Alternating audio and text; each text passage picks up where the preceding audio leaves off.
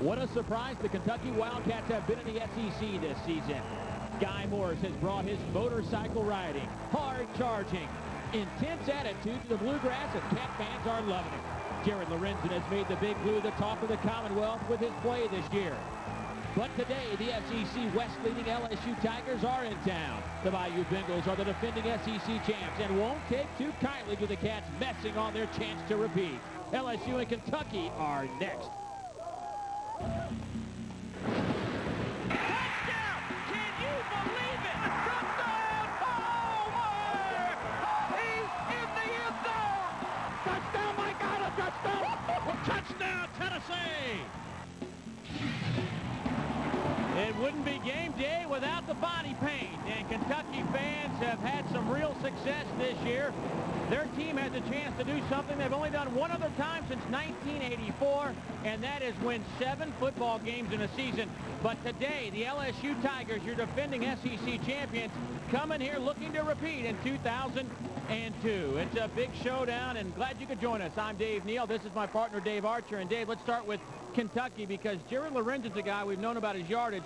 Only one 300-yard game this year, but yet when we look at the film, he's done things pretty well. He really has, Dave, and what he's doing is he's taking care of the football. He's the leading passer in the SEC in efficiency. He's only thrown 3 interceptions this year. He's also doing something else. He's spending more time in the film room. He's more prepared. He knows what they want to do offensively, and he's getting everybody involved. He has 6 receivers with at least 10 receptions. And look at that number, a school record, 122 straight passes without an interception. On the other side of the coin, Dave, we've got Marcus Randall, a sophomore, making his 3rd start of his young career. Wasn't so good 2 weeks ago at Auburn with 4 interceptions, but yet there are some things he might be able to do to maybe get untracked, if you will. Yeah, I really believe that Marcus' only liability is he's young. He's still learning on the field. What they need to do with Marcus is get him an opportunity to get the football to someone early in the game, some early completions, get the run game cranked up. Start feeling good about himself by running the football, get hit a few times, get into the game a little bit, and his instincts will take over. This kid can really play. Great passer, great runner. 21 of 43, 262 yards for Marcus Randall. And there's Guy Morris, head coach here, just got a contract extension through 2007. 8-12. On the other side, it'll be Nick Saban, 24-9. What a job he has done at LSU, of course, capturing the SEC championship last year, knocking off Tennessee in that title game. They control their own destiny in the SEC Western Division race. Auburn right on their heels. Arkansas with a chance to sneak in as well if certain things happen. Kentucky wins the toss. They defer, so the Wildcats will kick off, and Dominic Davis lets it roll right by him. And one of the best in the country lets it roll out of the end zone. Dave Baker joins us once again, and Buzz, this LSU team coming off an open date. What does that mean? Well, you know, David, Nick Saban really doesn't like open dates, but he said it came at a great time for his team last week. They were banged up, and they needed to get regrouped in the secondary. One thing that is going to be a complete unknown today, though, is the wind. As you look at it, it's going from right to left, 17 miles per hour. Kickers are going to be trying to let up and guide the ball, and it is going to play havoc with the kickers and the throwers in this afternoon's game. Yeah, Buzz, and I think even the return guys might have some issues returning this. The wind is howling here in Commonwealth Stadium. Toss goes to Dominic Davis, gets a couple. Here's our Chevy starting lineups, beginning with the LSU offense. And Jarrell Myers is a guy with only 7 receptions, and yet Jarrell's a guy who's among the top 5 in career receptions. They'll need to get him cranked up today. Offensive line, Ben Wilkerson goes 300 pounds as a starting center. Folks, you don't see that very often, and Ben has been a good one throughout his career. And as we talked about in the opens, Marcus Randall, the sophomore out of Baton Rouge, 4 interceptions last week against Auburn, never felt comfortable, and they hope they can do something to right that today. First pass is incomplete. And that'll bring up a 3rd down and long. Chevy defensive lineup for the Kentucky Wildcats. Dwayne Robertson, this is a good front 4. Grigsby, Caudle, and Burns. Robertson gets double teamed nearly every play up front. That's how opposing teams feel about his performance at 311 pounds. They run a 4-2-5 look. Riley and Lane are your linebackers. David Johnson will be all over the football field, number 6, wearing the blue jersey.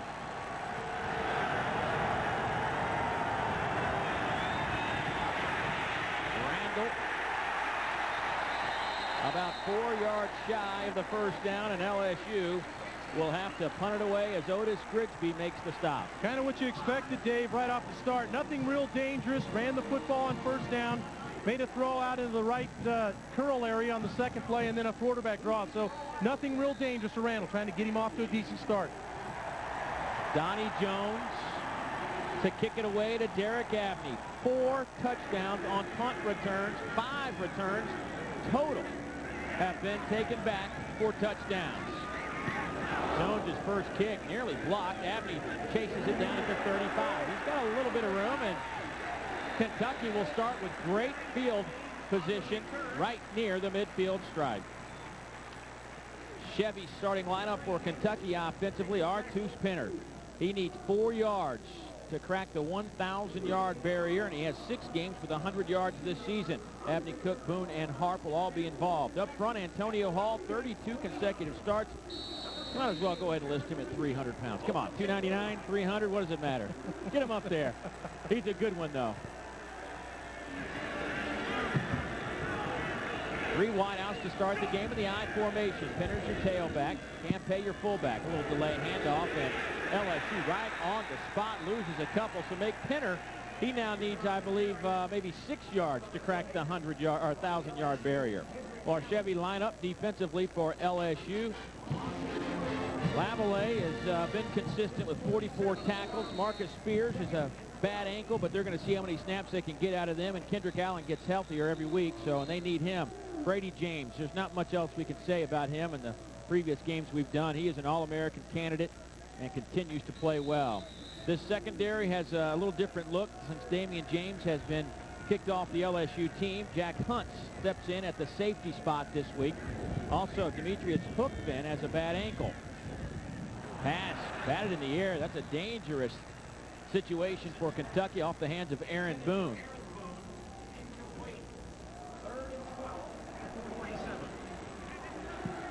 Artus Pinner is a guy that can catch the football as well as run it. They had him on a fly pattern there, a little bit more of a, he thought he was open, but believe me, the corner was back there. The quarterback sees it. Artus will come back and say, hey, get me the ball, Jared, but he was covered on that play. Well, much like LSU, Kentucky opens up with a 3rd down and relatively long situation, 3rd and a dozen.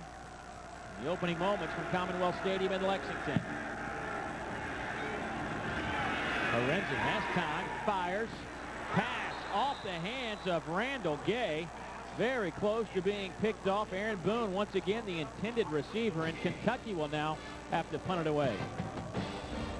LSU just playing an underneath man coverage with a safety help on top and a super play by Randall Gay. Gay is underneath the receiver, which is where he's supposed to be, and turns with the receiver's head and swats the ball away in Kentucky's punt. Jared knows that could have been a dangerous situation. Not one of his better throws, but Pakalak, who leads the SEC in punting, sends it down to Dominic Davis. And Davis gets 3 or 4 yards, and this will be a show. Return game today on both sides. You'll want to stay around and watch this. Dominic Davis and Derek Abney, 2 of the best in America. The flag is down on that return. It looked like we had a block in the back. A referee today, by the way, Steve Shaw. Steve's one of the best, Dave. Yeah, we're lucky to have Steve. During the return, illegal block in the back on the receiving team. Penalty will be half the distance to the goal, 1st and 10. You're looking at number 32 right there. There's the block. Block in the back. And the reason that happens, Dave, is because superior hustle on your coverage teams. They get the blockers out of position, and you get a bad block. Jason Spadoni was the guilty party for LSU, and the Tigers are now backed up, and not a great situation for this LSU offense. This is how they started against Auburn 2 weeks ago. Need to pick up some first downs with the Tigers. High formation, Davis your tailback. He'll get the handoff and dodges one defender. Could have lost a couple, got back to near the line of scrimmage.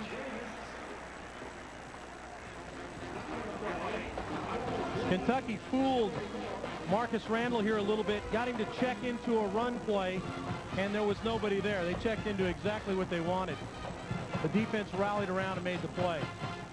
Dave, you got a situation, 2nd and 10 backed up. When do you let Randall throw it? Well, I think you still have to be safe down here, Dave. You got to take care of the football. Something, a crossing route of some kind, something short that he can get a completion.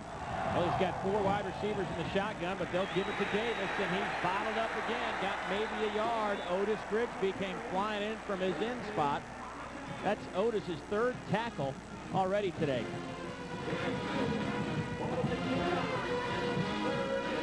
Wayne Robertson had a big part as well. Robertson makes a good play, stuffs the point of attack, which allows Grigsby to flow around and make the play. So good teamwork there on defense. A dime package in for Kentucky with 6 defensive backs on 3rd down and 8. Randall will throw. Receiver slips down. Devery Henderson. Again, Dave, exactly what you expect. They're backed up. They've got a great defense. What they're going to do is protect the football. They gave Randall an easy throw, the outside screen to the wide receiver. If they pop it, so be it. If not, they punt the ball out of there and play defense. Derek Abney back to return the punt. He stands at the 50-yard line. Donnie Jones to punt it away. Coach Saban told us he was a little concerned about Donnie's punting in terms of hang time. He's kicked a lot of line drives, but folks, don't worry about this one. It is a bomb.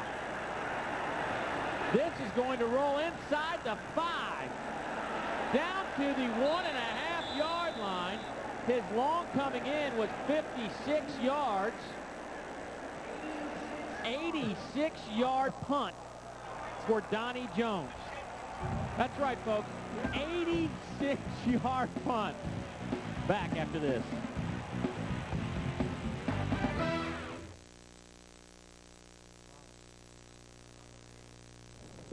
Do you like it? It was fine. It's a very important piece. Oh, I really like It's really it. generating a lot of buzz in the community. I'm just not sure it goes with our couch. How about I put some chili on it?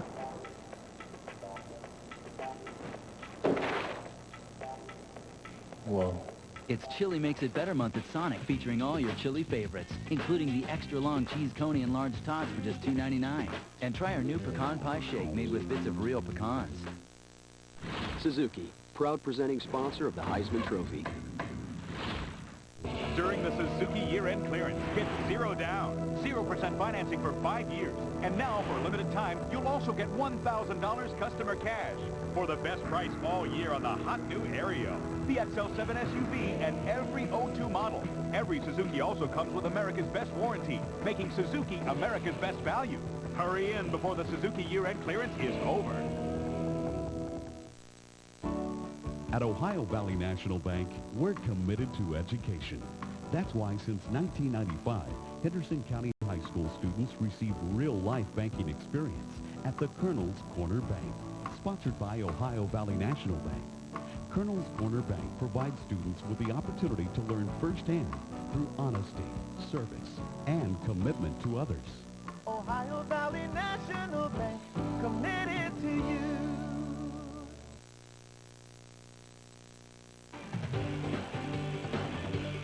SEC football is being brought to you by Ice House. At Plank Road Brewery, we'll make the Ice House, you make the ads. For details, go to icehouse.com. By Sonic, where chili makes it better. By Alltel, are you connected? And by Don Pablo's, the real enchilada. Downtown Lexington. That's about where you can find that last punt of Donnie Jones, as he nearly kicked it out of the stadium. 86 yards. Derek Abney was standing at about the 50-yard line, and when he decided to call it quits, the ball was already down inside the 2. That's the longest ever against Kentucky in an LSU school record. Kentucky pinned up, and they will give it to Penner, and nowhere to go. He might have lost a yard.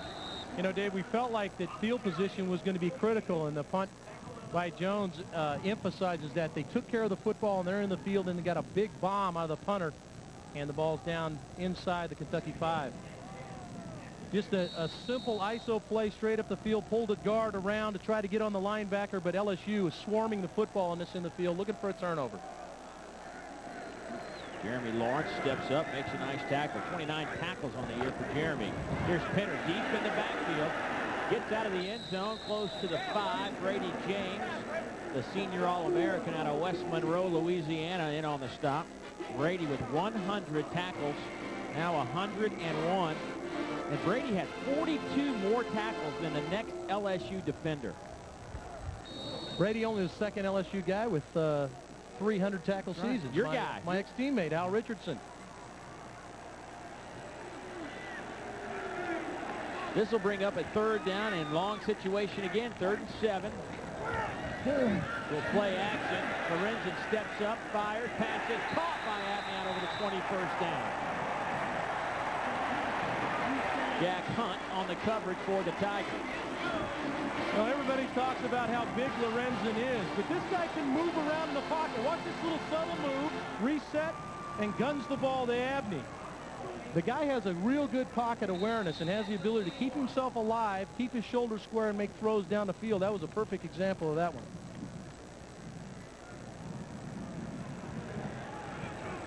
Fresh set of downs, and Kentucky out of some trouble, backed up on their own goal line. Here's Pinner. Gets maybe a yard. Tough running for R2 Pinner. Lionel Turner on the tackle. When the Jefferson Pilot Sports Crew is on the road covering SEC football, we like to eat at Huddle House and always enjoy their big house breakfast and lunch platters. Lionel Turner, sophomore out of Walker, Louisiana.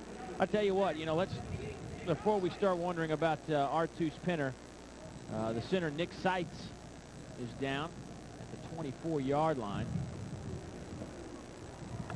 But there's R2's Pinner. You've got to go remember that he's facing an LSU defense that is 3rd in the SEC, giving up just 108 yards rushing per game. That's 19th best in the country, and they lead the country in total defense. So, R2's has 6 100-yard games, but to ask him to get 100 against this defense might be a little difficult. It might be a tall order. Brady, James, and the James gang have dominated in defense, not only in the SEC, but in the nation. Number 1 in total defense across the country, and they're not far behind in some other categories. This team rallies to the football. They really run. They're athletic. They believe in their 2 corners that they can cover man, which allows their linebackers to flow and make plays, and Brady James is the leader of that group. And they're not as, I don't want, the word is, they're not trying to be as confusing as some other defenses like Arkansas, Mississippi State. They just kind of line up and go at you. They really do. They say, here we are, can you run over us? And most people can't. There is Brady, and just had a tackle, 101 tackles, 3 consecutive years with 100 more tackles. And as a matter of fact, Brady is 3rd all-time at LSU in tackles with 365. What a tremendous player. Nick Seitz, another good one. The junior. We can only hope that Nick's okay there, Dave, because you can ill afford to lose your center, and he's a solid player. He makes all the calls on the front line for the line on blocking schemes. We can only hope that that's just a minor injury and be able to get loosened up and maybe get back in the game. Certainly be able to play when they line up again. Well, Daniel Burnett checks in. The sophomore out of Lexington will take over the center duties. 275-pounder replaces a 280-pounder, but Seitz has plenty of experience up there, so we'll keep an eye on that. 2nd down and 8 for the Wildcats. Ball sits at the 22. Lorenzen has time, but will run it. Lorenzen out over the 30 to the 35. That'll be a 1st down for the Wildcats. Dave, I don't think you can emphasize enough how much of a competitor this guy is. He's constantly hounded about how big he is and he needs to lose weight. This guy drops back, surveys the field. He sees an opportunity to make a play for his team, and this guy's an athlete. He's a big athlete, and he just ran for a 1st down to extend this drive. 1st down and 10 from the 31. R2's Pinner. Artuse to the 39-yard line. Jack Hunt comes up, makes the tackle for LSU. It's been tough sledding for Artuse early in this football game, but he's a major reason why this team is 6-3. Dave, you alluded to the fact, and there it is. He's over 1,000 yards, Dave. Artuse Pinner. Artuse. Let's check in with Dave Baker. You know, Dave, Artuse was a frustrated guy here. He wasn't getting a lot of carries. First guy that wanted to transfer when Guy Morris took over. Now he's got his 1,000 yards. You know what he said he was going to do? He said he was going to buy those linemen a meal. Said it was going to be a buffet, though, because they had big appetites. Here's Penner catching the pass. Artuse into LSU territory. Artuse came in with 31 receptions, which was tied for the team lead. So not only can he carry it on the ground, he's a tough cookie out of the backfield. Credit the offensive line here, Dave. Tremendous protection. They're bringing some pressure to the right side. Lorenzen stands in, has good time, and Artuse has done a super job catching the football. And once you get him in space, he's doing what he does best. That's run the rock. What a season for Artuse Penner. 10th all-time at UK in rushing. Closing in on 2,000 yards. All day for Lorenzen. He goes deep looking for Aaron Boone. Touchdown Wildcats. 43 yards.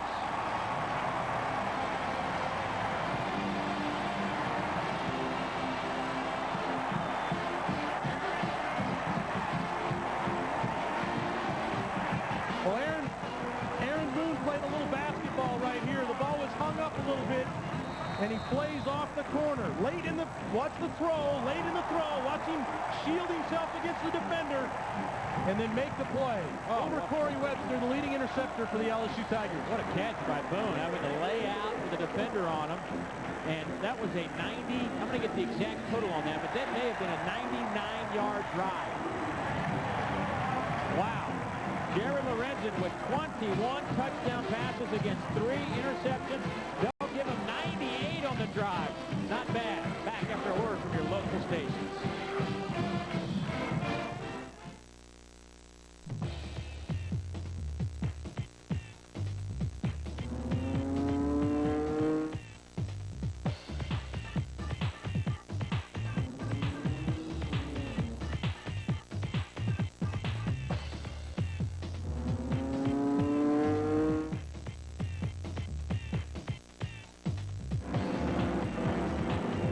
Cytex, the image makers. Call us today. Your image is our only business. I'm Lim Evans. Here at B.F. Evans Ford, our sales and service team has excelled in customer satisfaction, winning Ford's prestigious President's Award 4 years running because of the kind things our customers have said about us. I've bought 8 or 10 vehicles here over the past year and a few years, and the service has been great. B.F. Evans helped us establish a credit history where others in the car dealership industry wouldn't. Come see one of our friendly staff at B.F. Evans Ford, Highway 431 North in Livermore, Kentucky. At Owensboro Mercy Health System, we know that the birth of a child is one of the most joyous events in a family's life. That's why we've designed the New Life Birthing Center with you in mind, combining the comforts of home, private rooms and baths, along with a highly trained, caring maternity team, so you'll have a relaxed, family-centered birthing experience. Let us help you welcome your baby at the New Life Birthing Center, where we celebrate the miracle of new life each and every day. From Lewisport to Paducah, from Evansville to Clarksville, People Plus provides staffing solutions. People Plus people are working 24/7, keeping business and industry moving ahead and on schedule. People Plus employees are learning new skills and working to improve their lives. People Plus is proud to be a part of a brighter future for our employees, our clients, and our region. With 7 offices throughout Western Kentucky, People Plus can help. You can depend on People Plus. Can we depend on you? Jared Lorenzen, the numbers in terms of yards aren't staggering, but what is becoming staggering are his touchdown to interception ratio. 21 TDs, just 3 interceptions this year, and he just added a 43-yarder. And Kentucky leads 7-0 over LSU, and Dominic Davis back to return the Clint Ruth kick.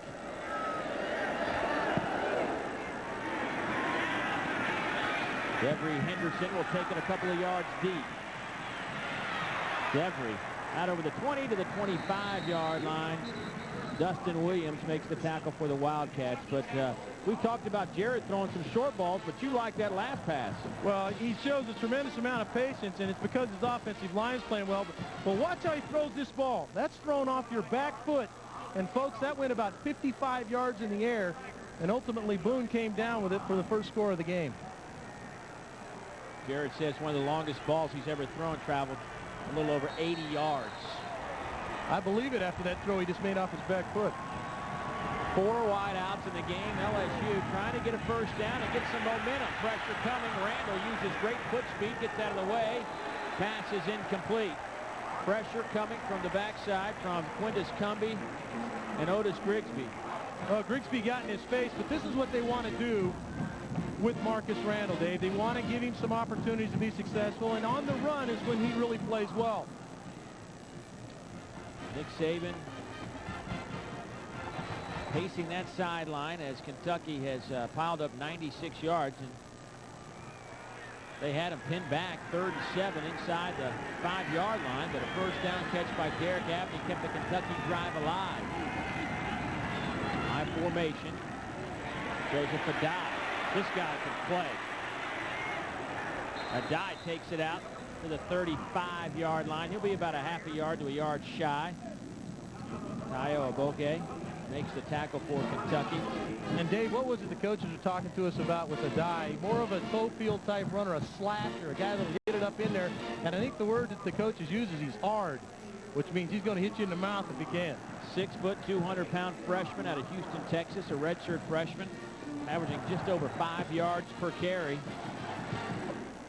And we saw him a couple of weeks ago against Auburn, and late in the game, Adai was really carrying much of the offensive load for LSU.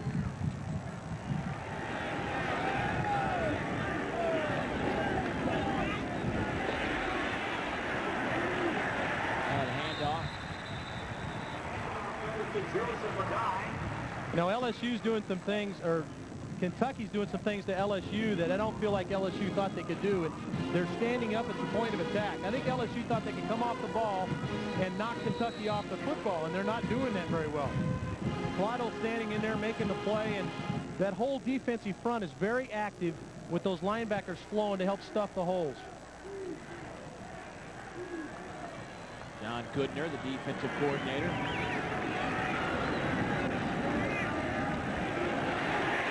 Play action.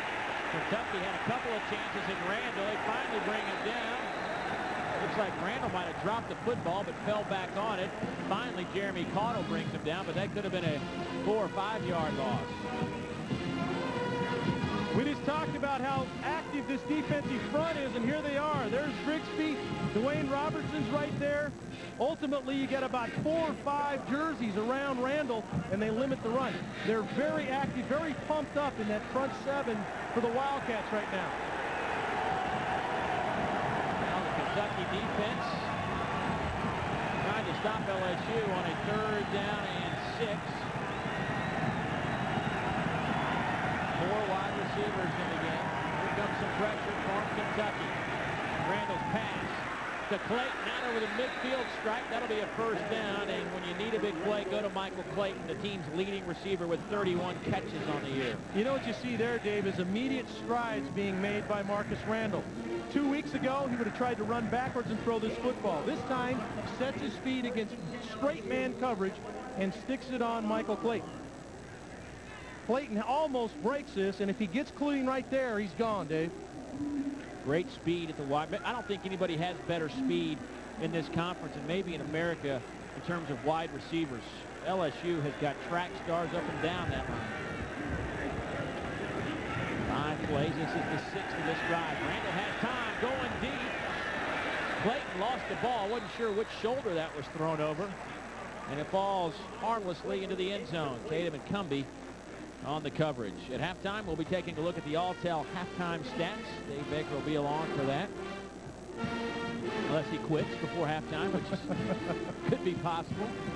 On what's turned out to be a gorgeous afternoon here in Lexington at Commonwealth Stadium, where it was chilly this morning. The wind was howling. Wind's still a factor, but not as bad as it was an hour ago, and the sun has broken through the clouds. Here's a look at the wind we're talking about, which will play a factor before it's all over, I believe. Sets up a little screen, looking for a dive. He dropped the football, and he has plenty of room to run. Are they saying it was a fumble? Our back judge comes in and says it's incomplete.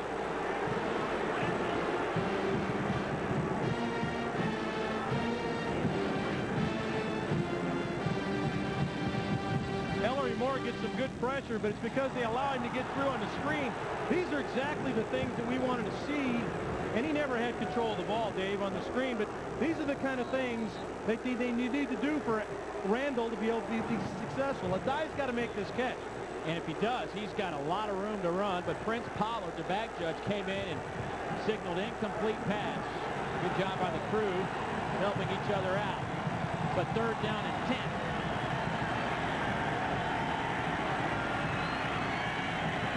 Randall going deep again, looking for Henderson. Couldn't connect, and a flag down. A flag is down right where Randall threw the football. Randall took a pretty good shot as he let that ball go, or just after he let the ball go. But he got a good read. He made a good read. He just threw the ball a little bit too far to the outside. If he leads the receiver to the middle of the field, this has a chance to be a play. But he was under some pressure and threw the ball a little bit too far outside. His guy couldn't get to the football. Steve Shaw to make the call for us. Personal foul, face mask on the defense, 15 yards from the previous spot, 1st down. Big break for LSU. Now, those are mistakes you just can't make.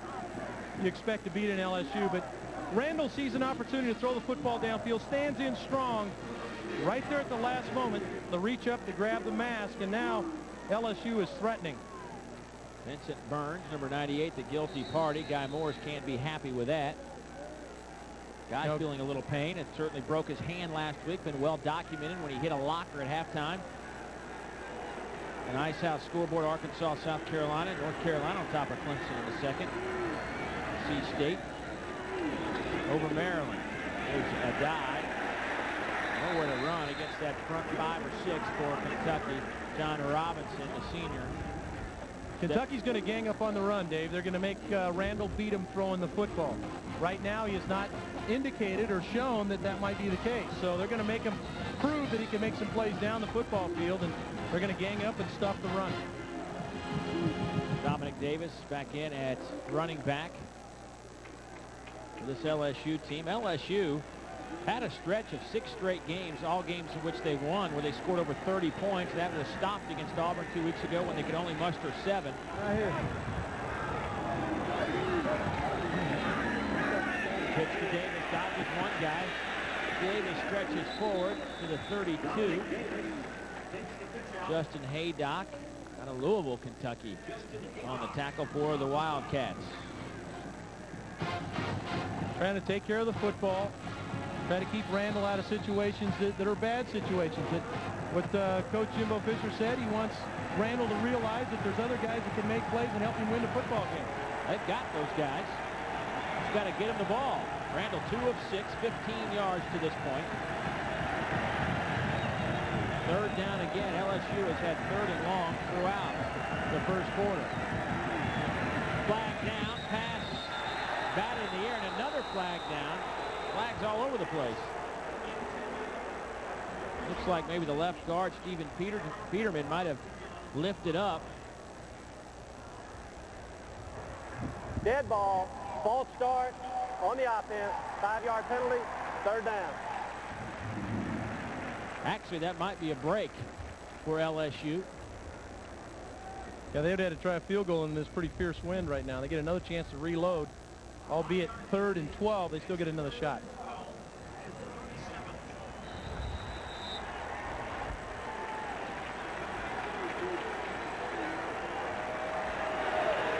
This is an opportunity here, Dave, I think, to give Randall an opportunity to make a play. Let him throw the football down the field. Let's see if we can make a play down the field. 3rd and 12. LSU 11th in the league in 3rd down conversions at 33%. Pressure coming. Set up a little screen for Davis. And a nice play from Justin Haydock, who chased down Dominic Davis shy of the 1st down marker. That's a big play by Haydock because, again, Dominic Davis is out in space. They set up a little screen. Randall does a good job with the patience. Haydock makes a super play because Davis is going to get the 1st down, and if he gets by the next guy, he's gone. comes John Corbello, the senior out of Lafayette, Louisiana. 11 of 15 on field goals. This will be a 45-yarder. His long this year is 48. The wind is blowing right across his face, right to left. Block!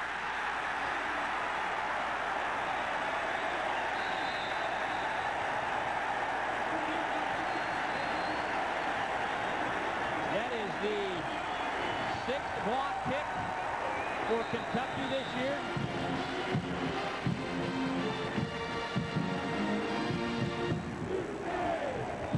Special teams have been a difference all year for the Wildcats, and they stepped up right there. Back after this.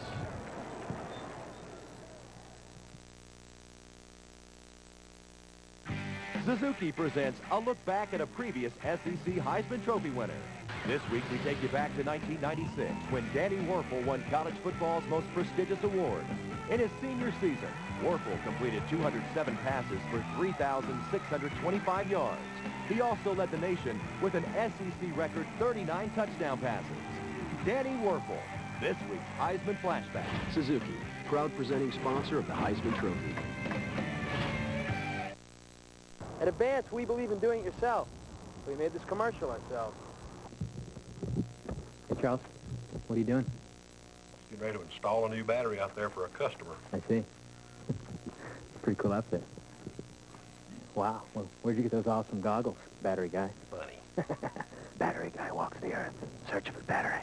Ladies and gentlemen, I present to you, Battery Guy. Bow before him. Suzuki, proud presenting sponsor of the Heisman Trophy.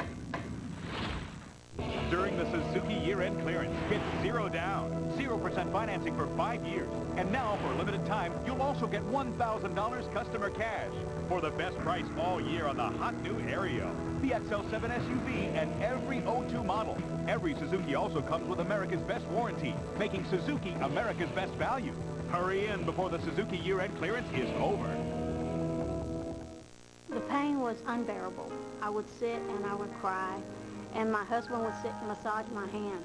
When the pain won't go away, MedFirst is here to help. God sent me him. The pain was lessening. I started noticing a big difference in my hands. At MedFirst, we treat carpal tunnel pain in your arms, wrists, and hands. They make you feel good about yourself, and they make you feel loved. Call MedFirst 24 hours a day for free information and examination. 7-0 Kentucky, and number 68, the junior out of Martin, Kentucky, Jeremy Caudle with the block. That is his 2nd block this season. His partner up front, Dwayne Robertson, also has a block. And the special teams for Kentucky have been phenomenal this year. They continue to be solid.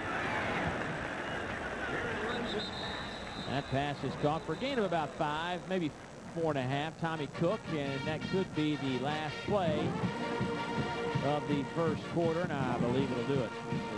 2 seconds. Well, the Kentucky Wildcats had a 98-yard drive and a 43-yard touchdown pass, but it's been the Kentucky defense that's kept LSU in check to this point. We'll come back, have second quarter football from Lexington right here on Jefferson Pilot Sports after this timeout. Nice crowd in Lexington at Commonwealth Stadium as the Wildcats have posted 6 wins against 3 losses after back-to-back 2-9 seasons. LSU trying to make a return trip to Atlanta in the title game. Auburn right on their heels, but LSU 3-1 in league play.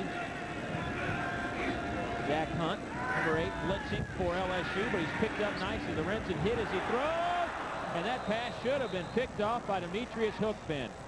Flag down in the backfield, but Hookfin, who's battling a bad ankle, didn't start today, had his hands on it. Those are key plays. You have to make that play from a defensive standpoint. Hookfin's got to make that catch, put his quarterback in a short field. They came with a safety blitz. A good job of picking it up. Holding on the offense. 10-yard penalty from the previous spot. Repeat second down. Hookfin makes that play. They have the ball at the 50-yard line, and Marcus Randall has a short field. Buzz, you got more on Demetrius? Yeah, Dave. Will Muschamp, the defensive coordinator, believes Demetrius is okay. What they want to do, though, is they want to avoid getting a big hit on that ankle. That's why they're going to spot him and make sure that he's as healthy as he can be for the third and fourth quarter. Corey Webster got the start in place of Bookman, but Corey started last week as well when there were some changes in the secondary. Lorenzen knocks 2 LSU defenders off his left arm and throws it out of bounds. Byron Dawson and Melvin Oliver. We're talking about a guy that weighs 290 and another guy weighs 260, and Lorenzen just batted them off like they were flies. That's exactly what he did. These are 2 gigantic humans coming at Lorenzen, and he just shrugs them off like they're a couple of kids in the schoolyard, and then he makes a great decision here. Throws the football away, conserves some field position. Lorenzen came in relief of Shane Boyd last year here in Lexington against LSU and nearly led Kentucky to an upset victory, but a Rohan Davey touchdown pass with 13 seconds left was the difference. Kentucky going for it all here. Aaron Boone couldn't catch up with it. Jack Hunt stride for stride with Boone. Here's a look at our Gatorade first quarter stats. The thing that jumps out for you, Dave, is the fact that LSU has not been able to run the football, and that's their bread and butter. They really haven't done much of anything. Of course, the big drive added to most of those yards, including the 43-yard touchdown pass from Lorenzen. 19 rushing yards for Kentucky. Glenn Pakolak back to punt it away. It's a low-line drive. Trying to kick it away from Davis, and it worked. Dominic kind of looks in disgust and will head back to the LSU Tiger. He wanted a chance to return it. Well, that's exactly what they were doing there. They kicked the ball low and out of bounds.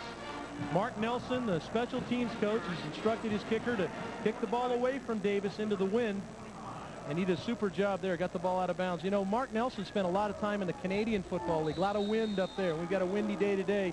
He's coached his kicker extremely well. I think he was a former linebacker, if I'm not mistaken, in his playing days. He hit a few people in the mouth. When you ran up to him and snuck on a sneak attack yesterday, I thought he was going to hit you in the mouth. First down and 10. Here's Henderson. Every takes it to the 28-yard line.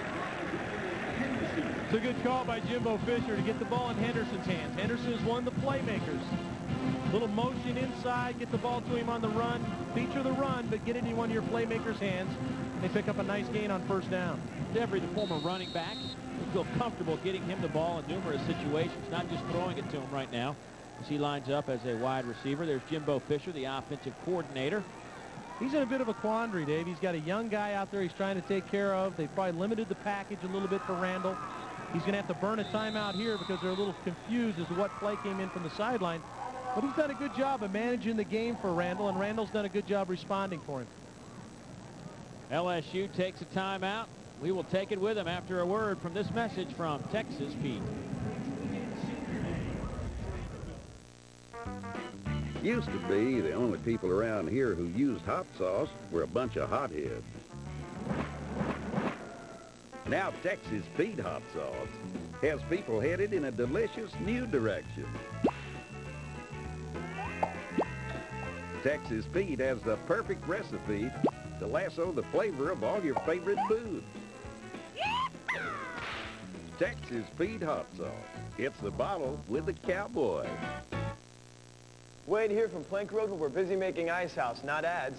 Kurt Leitner writes, I would like to see someone doing naked stunts.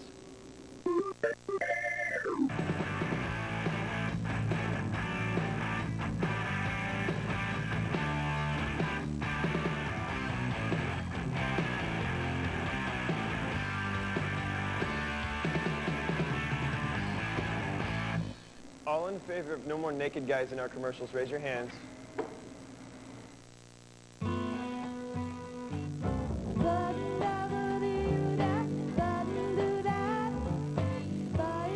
So you've reached critical mass.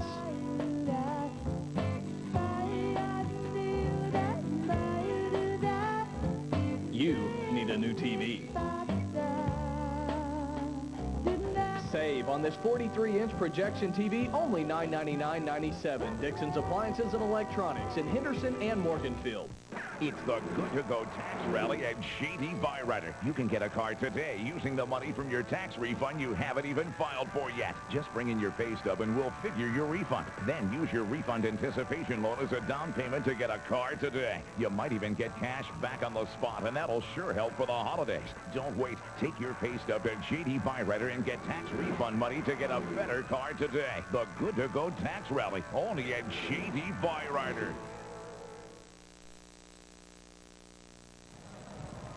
7-0, Kentucky leads number 16 LSU. Dave Neal along with Dave Archer, former NFL quarterback, Iowa State quarterback, Canadian Football League quarterback, Pee Wee quarterback. You played everywhere. That's it. Yeah, I played everywhere. I sure did. Well, love the game. We've got a quarterback, Marcus Randall, Dave, right now that's trying to find some rhythm. Hadn't done it yet. What do you think? I think he's done a good job of minimizing mistakes. He's done a super job of taking care of the football. Here's another example of getting the ball to him in the flat. Henderson out over the 40. They'll spot it at the 49-yard line. Travis Atwell ran him out of bounds, but that's what they're going to probably try to be doing the rest of the afternoon. Let guys like Henderson and Clayton and Robertson and Carey and Myers make the play. This play's going to come back, Dave, with a hold, but this is exactly what they want to do. You touched on it. They want to get the ball to their people in space.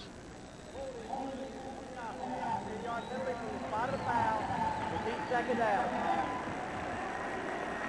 Get Henderson out in space, Clayton out in space, Davis out in space, and let them run. Kind of set up a little punt return for him. That's what they did there, but the little hold by Clayton. Clayton gets the hold right there. Turned out to a negative play, but a big play, and those are the kind of things they want Randall to do. And that's what Jimbo Fisher's going to give him. Those are the opportunities he's going to give him to make plays. 3 of 7 for Randall. He was 9 of 20 versus Auburn. We got a 6 defensive back package in for the Wildcats. Randall with a little quarterback draw. Marcus Randall out over the 30 to the 31. Claude Sigel makes the tackle for Kentucky, but that at least shortens the first down yardage. It's going to be third and probably 4.5 for LSU. It's a good call by Jimbo Fisher. They're playing a combination coverage. Really, the only one left in the middle was the backer. Davis gets a block on the backer and allows Randall to hit it up in there, and that's what he does best. He's a super player on the move, great athlete. Third down, 4.5, call it 5. 4 wide receivers, spread formation. Davis alongside Randall. Little shovel pass. There's some room. Plenty of room. Devery Henderson, look at the speed. Henderson will score. 70 yards.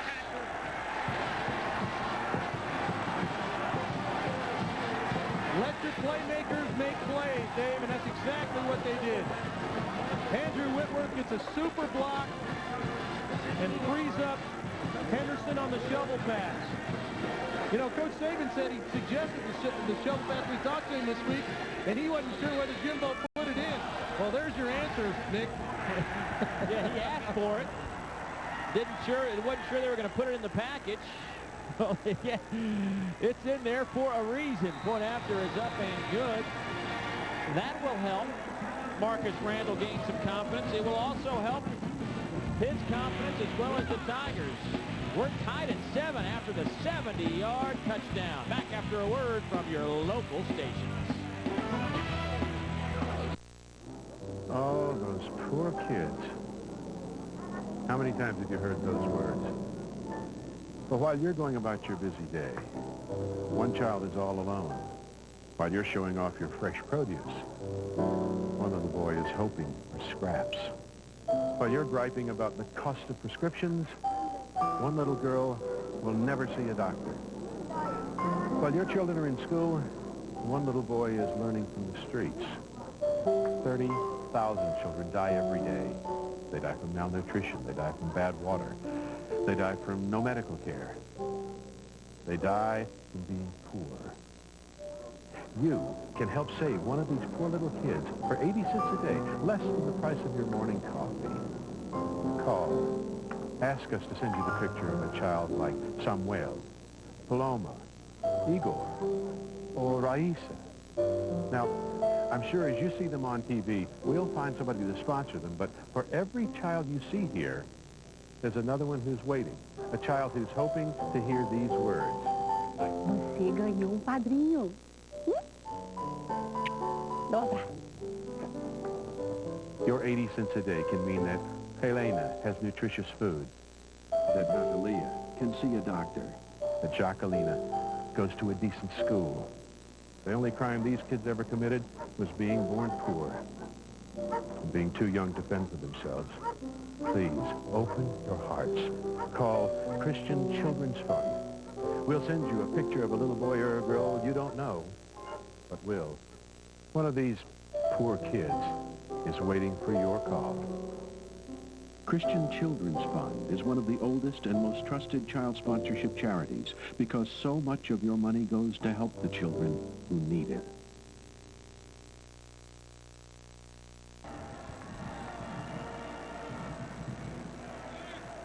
John Goodner on the right of your screen, now trying to scheme to slow down guys like Devery Henderson.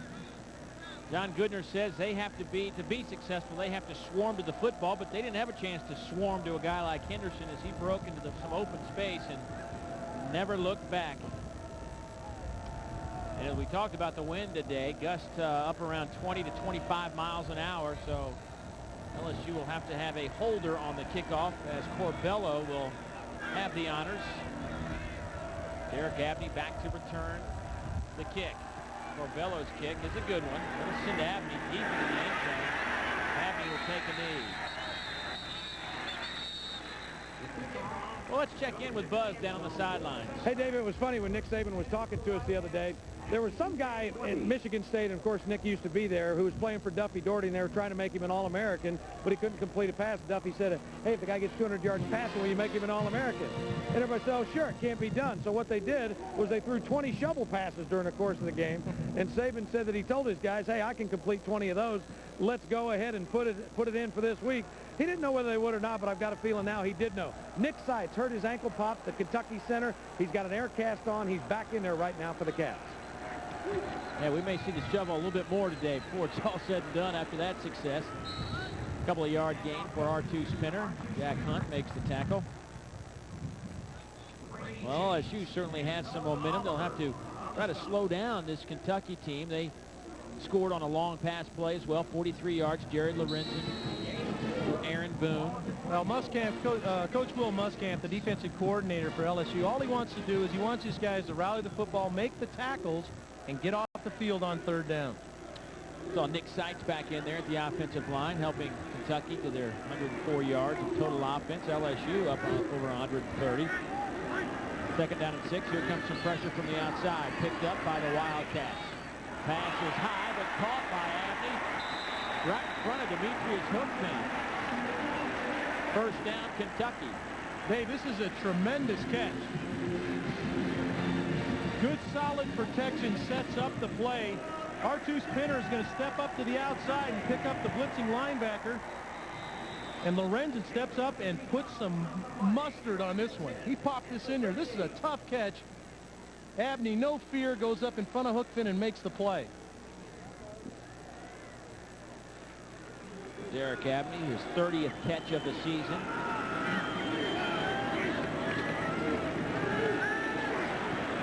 Lorenzen.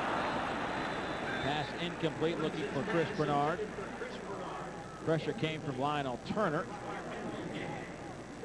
For the best deals on cars, trucks, and SUVs, visit your local Toyota dealer today. Nick Saban told us trying to get his team to not worry about the big picture, the end of the road, the SEC championship. He wants his guys to play this game by game, focus on the Wildcats, and even breaks it down even further and says we need to focus on each particular play and don't worry about the eventual outcome. Do your job on that play at that moment. That's been his mindset throughout. Pinner with a couple of yards. Well, these two football teams are hitting each other. You can hear the popping in there as Pinner hit it up in there. And LSU coming up to try to jar that ball loose. We talked to the coaches on the Kentucky side, and we don't want to jinx Artus, but he hadn't laid the football on the ground in 2 years here. And And they have a lot of confidence in having him hit it up in there for them, keep these in manageable situations. Kentucky's third down conversion rate this year is third in the Southeastern Conference at 39.4%. They've been pretty good in that area. Pressure coming, Randall Gay all over Lorenzen, who ends up getting the pass off. What do you do? An incomplete pass. Randall Gay goes 170 pounds, and we're thinking Lorenzen up around 300. Yeah, Randall's like a gnat on his shoulder right here. And he's going to swat it in. And give Randall credit. He stayed with him. Look at him stay with him. And another good decision by Lorenzen to save the field position, put his punter in a good spot and throw it away. But, boy, that was he was on a bear hunt right there, wasn't he? That's not the first time nor the last time we'll see that. It's just what it's like. Pakalak to put it away. Wobbly kick. Davis will let it go. And once again, Kentucky's punt team has done a nice job in putting the opposition inside the 20.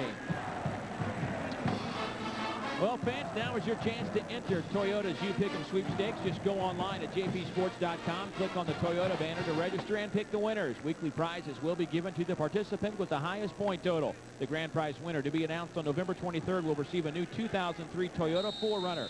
The Toyota You Pick 'em sweepstakes. See jpsports.com for the official rules. Entrants must be legal residents of the states of Florida, Alabama, Georgia, North Carolina, or South Carolina. Pakalak's 52-yard punt puts LSU at the 7. A couple of tight-ends. The toss sweep to Davis. Dominic out over the 10, near the 15. They'll mark it just shy of the 14. Ronnie Riley makes the tackle. Ronnie, a good story. A guy opening game last year, blows out a knee, misses the whole season. It was to be his final year. Got a red shirt out of it, came back, and has really been a leader. One of the many seniors on this team. Yeah, and this guy's also working on his master's degree, Dave. He's headed toward a business master's degree, which is amazing that he can balance that kind of load and still play the kind of football he's playing. Already has a degree in decision science and info systems.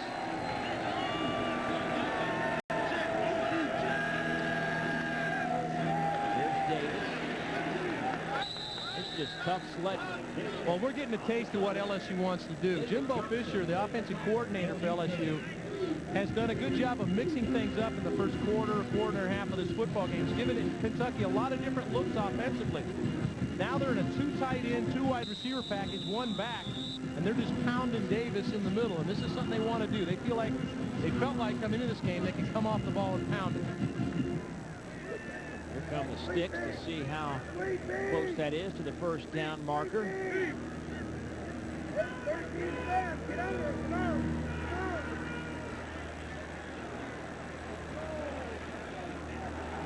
They will give him the first down as the nose is up on that stick.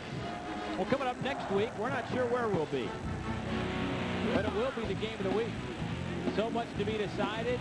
Everybody waiting to the last minute to figure out what game they want to pick. But we will be there at 12:30 Eastern, 11:30 Central for our game of the week. And you can always find out by logging on to jpsports.com or secsports.com, and you can get all the information this week and next week. Oh, are they important games all over the Southeastern Conference? Be sure to join us at 12:30 Eastern. Flags are down.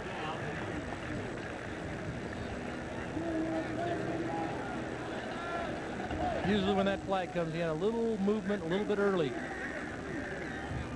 Dead ball, false start on the offense, 5-yard penalty, first down.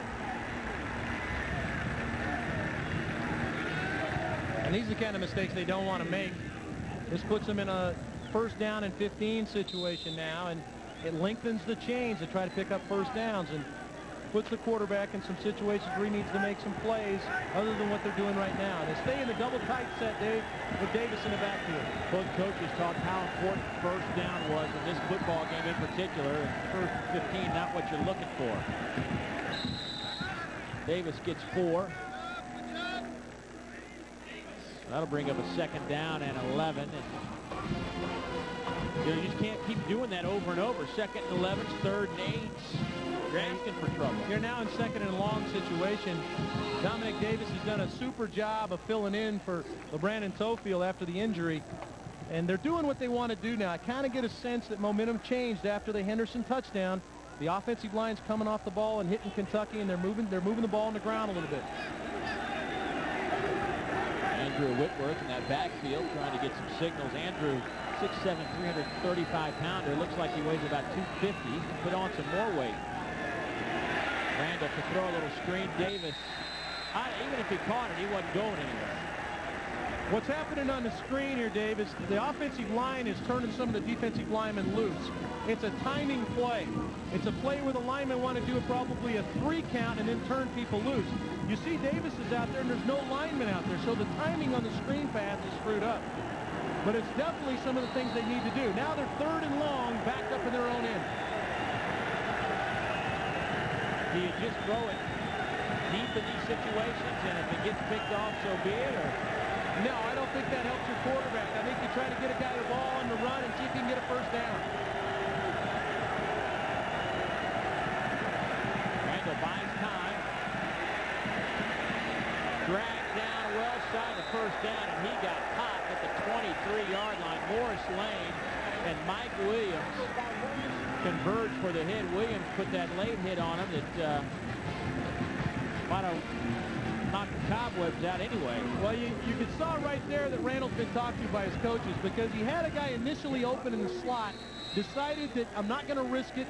I'm going to run it up in here. We're going to punt the football and play field position. Good decision, though. I think he's making some real good decisions. Donnie Jones's last punt went 86 yards. And this is another excellent kick. Abney has to backpedal down to the 18. Makes the defender miss. The flag down. Abney with room. Derek Abney. But this will be coming back. But you see a little bit of why Abney is so dangerous. But a flag is down. And it's a block I don't think you need to make. I think Abney makes this guy miss anyway, but it is a block. And if you get your head on the backside of the guy, then it's going to be called and legit. Kentucky's been pretty good about that this year, blocking in the back. Return. Illegal block in the back on the receiving team. Half the distance to the goal. First down. Let's see if the Kentucky blocker gets his head in front. See, the head is on the back, and you're going to get that call every time. If his head had been in front, he gets a chance to make that an illegal block, but with the head on the back. The excellent hustle outside by that, and they want to get on Abney. Abney is a guy you got to cover up, Dave. 4 punt returns for a TD this year. He's 4 NCAA records, 10 Kentucky records, got a half a dozen league records. You know, he returned a kick and a punt. He had a receiving touchdown against Florida. And you look at him, and you look at him in our meetings, and he says he's at 170 right now. He's a $155. The Ice House scoreboard, Arkansas on top of South Carolina. Clemson leading North Carolina. NC State on top of Maryland. Wolfpack came in as underdogs in that one. Tight end was covered up, and there was 7 men on the line of scrimmage. It'll be second down. Yeah, you know, getting back to Abney, Dave, he's like seeing your little brother in playing video games. He is not the kid you expect making all these plays, but he is nails tough. Shane Boyd in at quarterback for Jared Lorenzen. Boyd started the opening part of the season a year ago and actually started against this LSU team. Gives it to Penner.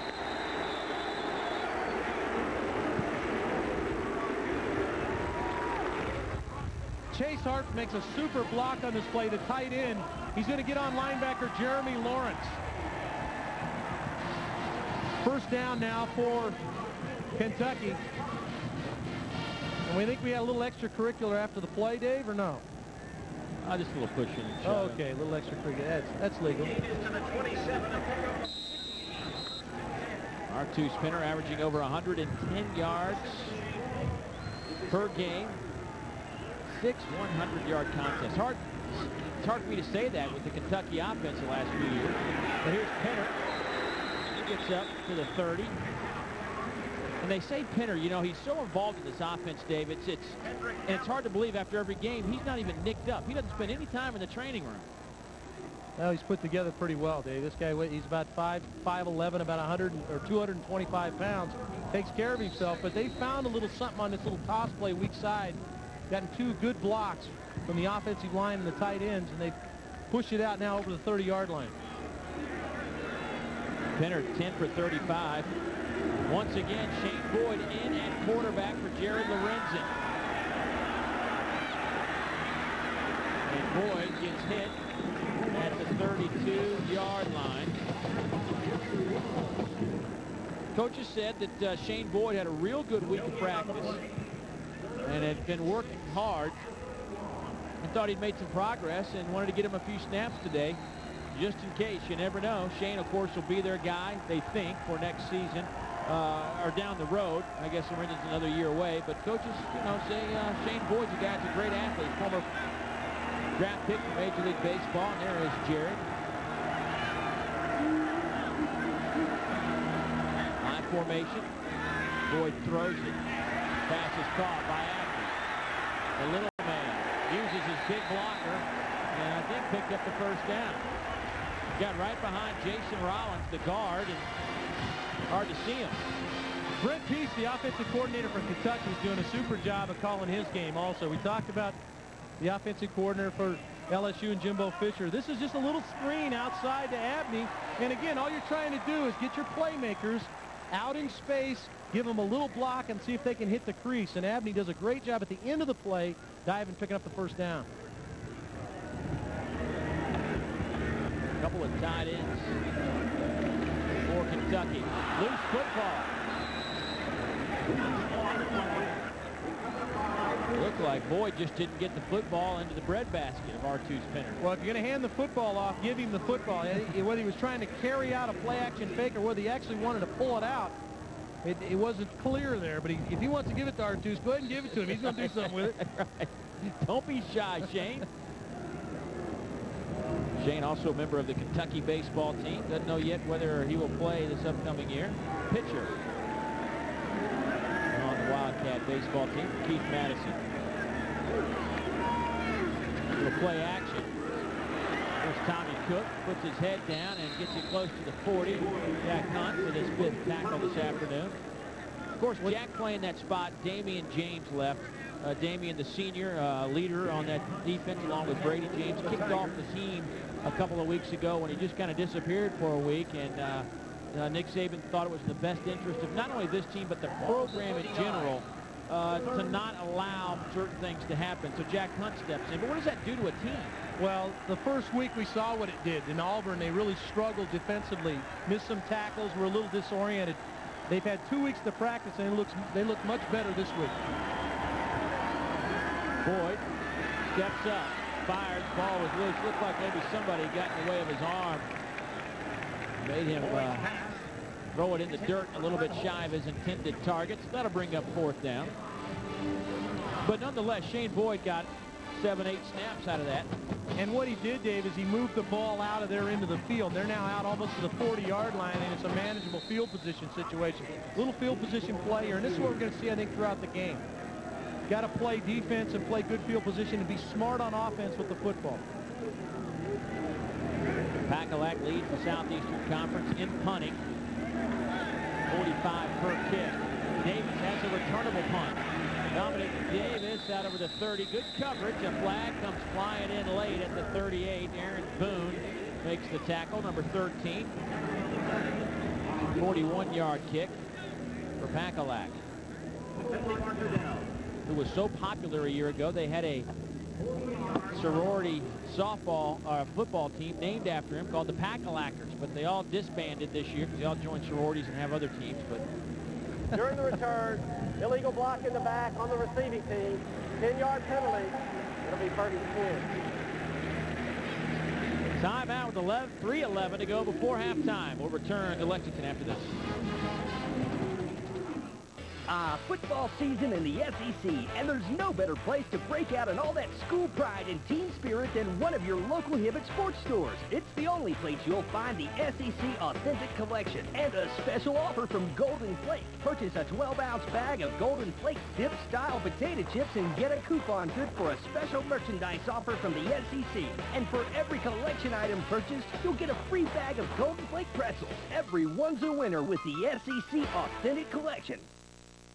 Body slams, headbutts, tackles, and that's just the celebration.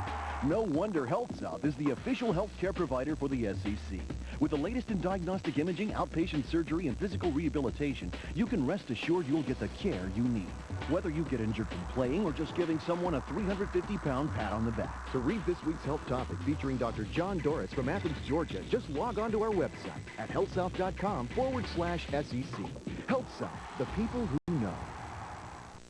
It's the Good to Go Tax Rally at Shady Byrider. You can get a car today using the money from your tax refund you haven't even filed for yet. Just bring in your pay stub and we'll figure your refund. Then use your refund anticipation loan as a down payment to get a car today. You might even get cash back on the spot, and that'll sure help for the holidays. Don't wait. Take your pay stub to Shady Byrider and get tax refund money to get a better car today. The Good to Go Tax Rally, only at Shady Byrider.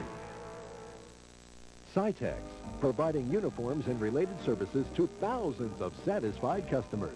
Since 1961, we've built our uniform rental service with one major goal in mind, to be the very best provider of uniform, dust control, and linen services in the marketplace. At Cytex, we are quality and service at work for every customer, every day. For your uniform rental needs, call Cytex today.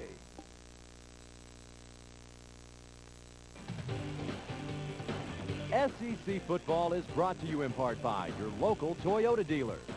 Get the feeling. Toyota.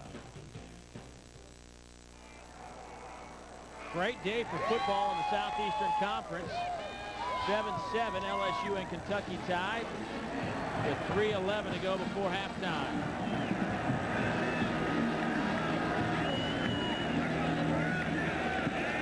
Joseph Adai.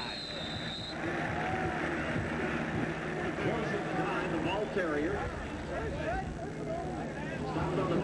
Of course, today is a split telecast for us here on Jefferson Pilot. Some folks in our viewing audience are watching this one, and Arkansas is leading South Carolina 10-0. Certainly some bowl implications riding on that one. South Carolina's offense been sluggish all season long.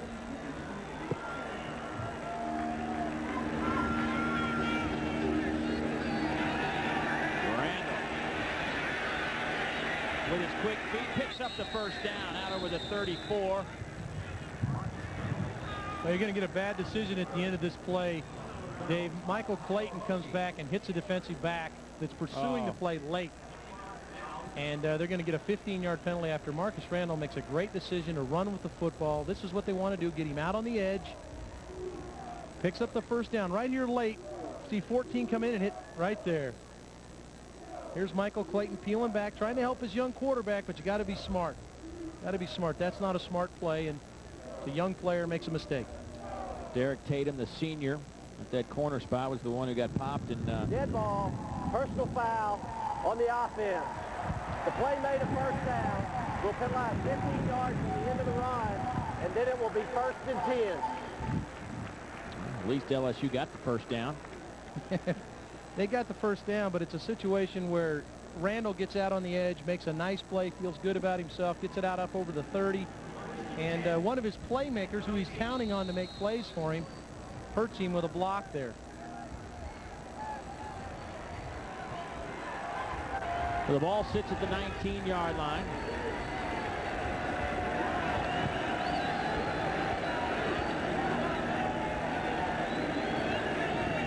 Adai, still the tailback, number 10. He gets the toss sweep.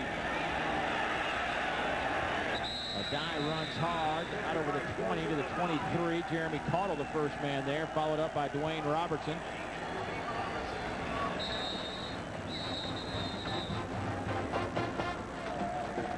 Jeremy Caudle a little slow to get up inside the 20 on the far side of the field. He's a tough guy. Look at him trying to get off the field. It's like a shoulder problem. We have not called his name a lot today, but he has been a factor all day long. Their defensive tackles, Coach Goodner said that he really loved his defensive tackles, and Cottle was a big part of that. He's been in the backfield all day long today. Stay tuned. Coming up at halftime, we'll be highlighting the best in the SEC, presented by Don Pablos. 2 minutes, 9 seconds away. Dave Baker will join us for our halftime activities.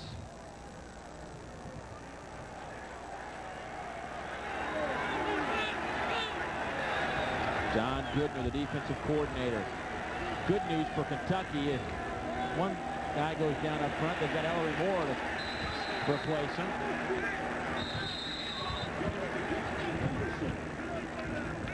Robertson working hard. Got a little turf, a little bluegrass. Kentucky been playing with some blue helmets this year, but going with a white helmet here at home. Their traditional uniforms with the blue jerseys and white helmets. Timeout taken by Kentucky. Kentucky trying to conserve a little time, give their offense a chance. Going to challenge LSU a little bit here, see if they'll throw the football.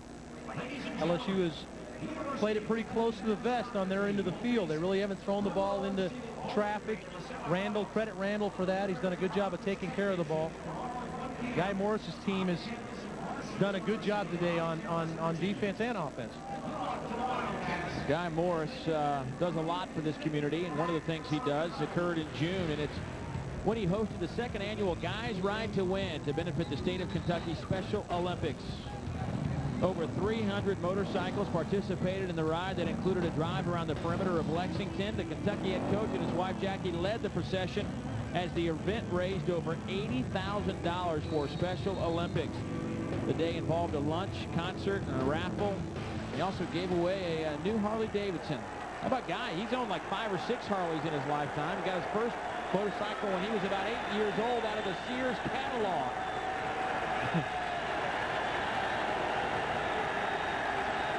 Third and 4 for the Tigers. A little option. Here's Davis with room. Dominic, I think, got the first down. If he got to the 30, moved the chains. Just another look from the offensive coordinator. We get a little option play and pitch to Davis, and now it's all Davis. He realizes he needs just a yard more to get the first down. He gets it and extends the drive. Good recognition of knowing where he had to get for the first down. That little effort got him over the 30-yard line. They moved the chains. 1:28 counting before intermission.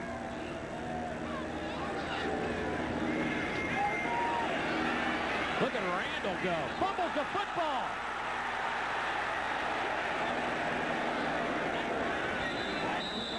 LSU retains possession as Reggie Robinson came out of a pile of bodies with the football, number 4.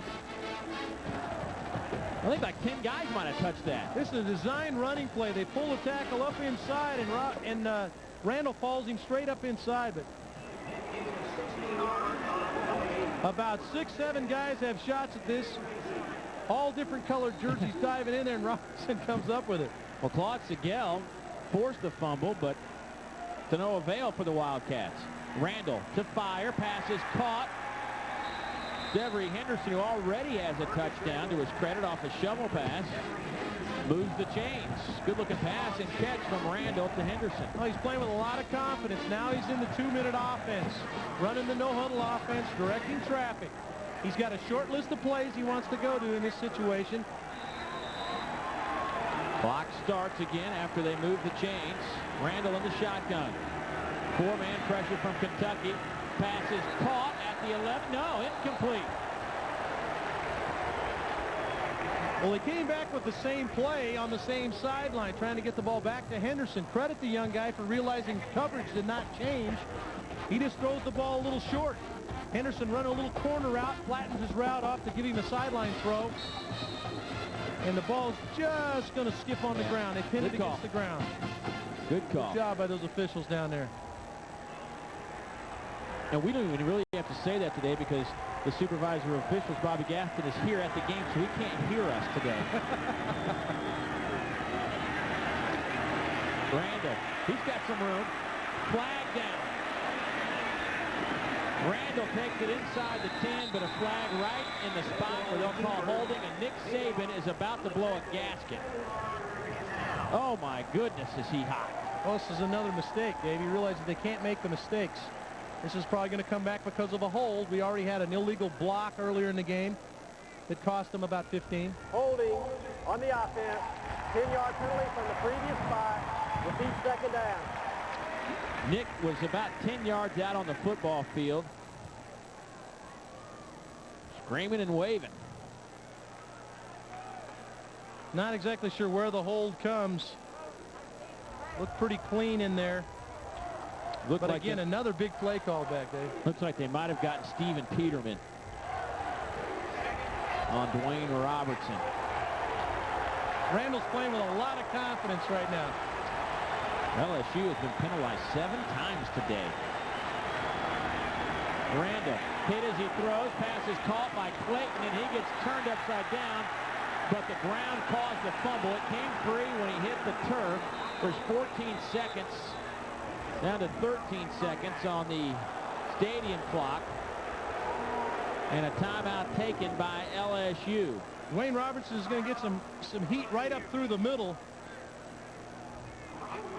on Randall. Takes a big lick, but he stands in there and throws a perfectly accurate throw to Clayton. You saw the ground definitely caused the fumble. Nick a little upset about some things here on this drive. Well, I think one thing they did is they didn't call timeout. The clock was still running. They wanted to conserve some time for another shot down the field before they had to come in with a field goal attempt. And they ran about 4 or 5 seconds off the clock before they did finally burn the timeout.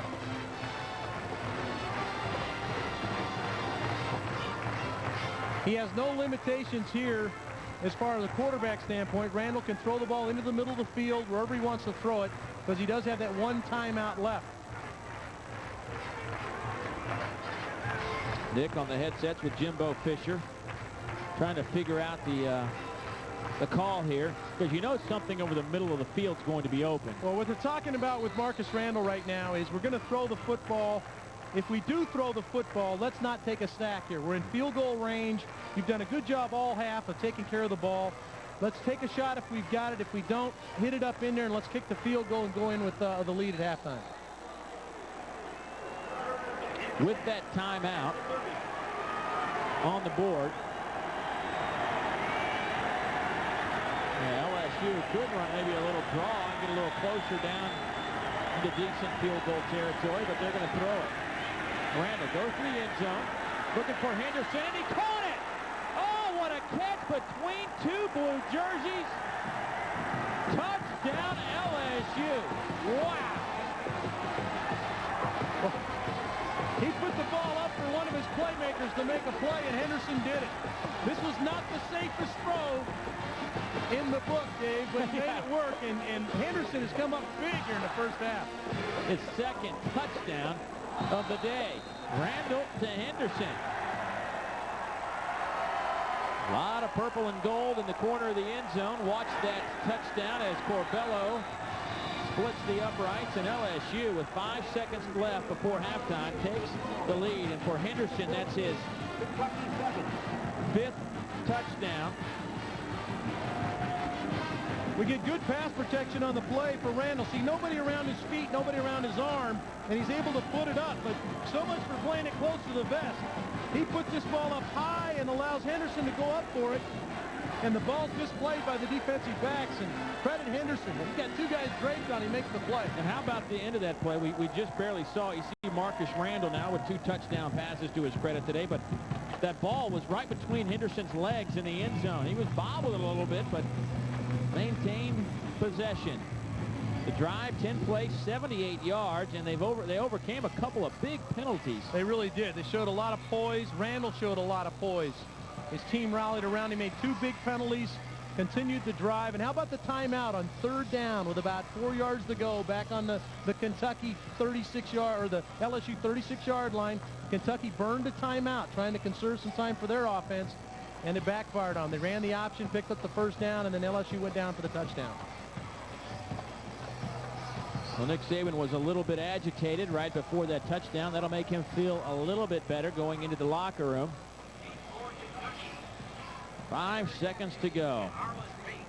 What a catch from Devery Henderson, the former running back, the junior, Opelousas, Alabama. He and Marcus Randall have hooked up nicely today.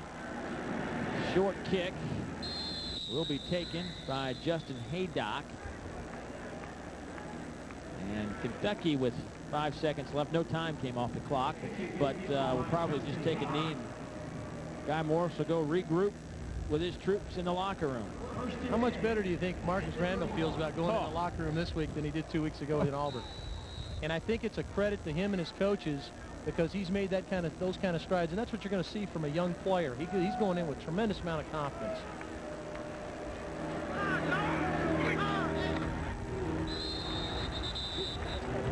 And Kentucky goes to the locker room, trailing by a touchdown. 14-7. Marcus Randall, Devery Henderson. They hook up for 70 yards off a shovel pass and then go for 30 right before intermission. LSU, when they lead at halftime, have been very good under Nick Saban. They are 20-1. Let's check in with Buzz. Nick, you got your quarterback in some good spots, got him through the first quarter, and he looked like a different guy the second quarter. Well, he played better as the game went on, but it's just a confidence thing with him, you know. But we didn't play very well around them. We got too many penalties on offense. We're not finishing our blocks and running the ball effectively, and they're doing a good job, and they hit a big play on us, so it's going to be a tough game for 60 minutes. Defensive field position, though, allowed you to stay in it, though, in the first half. Well, the great punt helped us, but that's when they marched the ball on us. That would have changed the field position, but we've been able to operate pretty well offensively. All right, thanks, Nick. We appreciate it. Nick Saban and his LSU Tigers go to the locker room. Big pass play at the end of the half. They lead Kentucky 14-7. Back with more after this. I'm thinking Kentucky. SEC Football is brought to you by Advance Auto Parts, where the best part is our people. And by Sonic, where chili makes it better.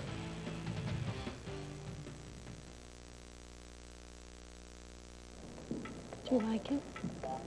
It's fine. It's a very important piece. Oh, I really like It's it. really generating a lot of buzz in the community. I'm just not sure it goes with our couch. How about I put some chili on it?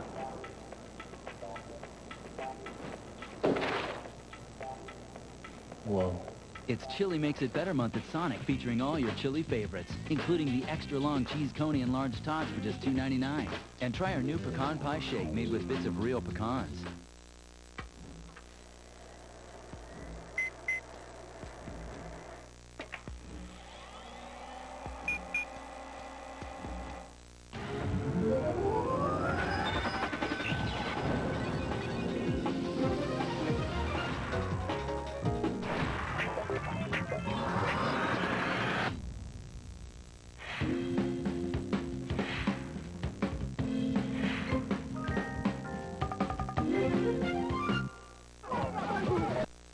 Levy Lift for quality, for unbeatable service, for aerial lifts.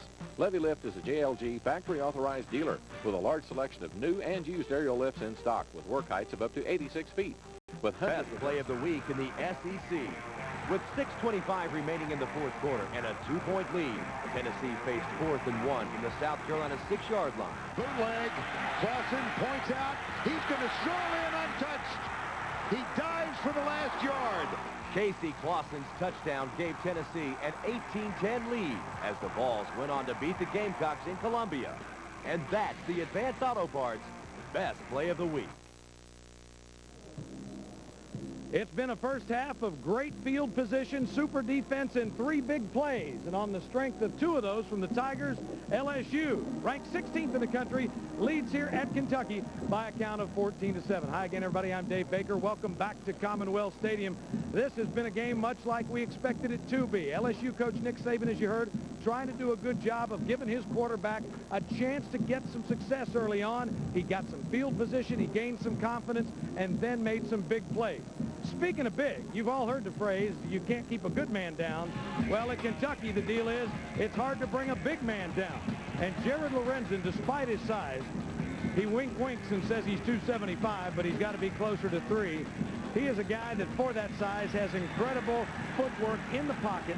He's got an ability to get rid of the football. Nick Saban said he'd never seen a guy who could get rid of the football with so many people hanging off of him. But despite that, you can see the job the LSU defense has done. They are #1 in the conference, giving Kentucky only 152 yards this first half. 98 of those yards coming on one drive alone as the Cats were backed up against their own goal line, but drove it all the way down the field for their only score.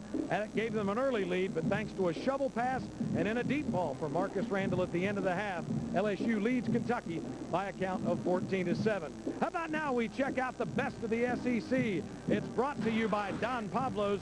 Don Pablo's is the real enchilada. As we take a look at the best of the SEC, Rex Grossman. He's now adjusted to Eddie Zornbrecker's offense and seems to have it going. Eli Manning, though, still leading the conference, over 276 yards per game. We've seen the leading rusher here in the SEC. Artus Pinner, he went over the 1,000-yard mark in the first half of play, but he's not been able to get holes like that. And look at Cadillac Williams. He's been out for about a month now, still second in the conference in average per game. Chris Collins, he's a guy that's been making big-time noise at Ole Miss. 4th in the conference with a 60.8 yards per game average. Taylor Jacobs of Florida still leading the way, and Terrence Edwards has come on late for the Dogs. And Bam Hardman, #1 in the Southeastern Conference with 112 tackles, 2nd in the conference rather. Hunter Hillenmeyer of Vanderbilt still leading the way with 124 tackles. And that's Don Pablo's best of the SEC. Don Pablo's the real enchilada. And this game has been a real enchilada this afternoon. It is old-time Southeastern Conference football. It is field position. It is defense. And it is a great game here at the half as LSU leads Kentucky by a count of 14-7 on a blustery day at Commonwealth. We're coming back with more right after this. This moment in SEC football history is presented by Citco. We know you. I was one of South Carolina's most explosive receivers in the mid-'80s. I broke many Gamecock receiving records that still stand today. I was a 2-time All-America and an All-Pro receiver in the NFL. Do you know me?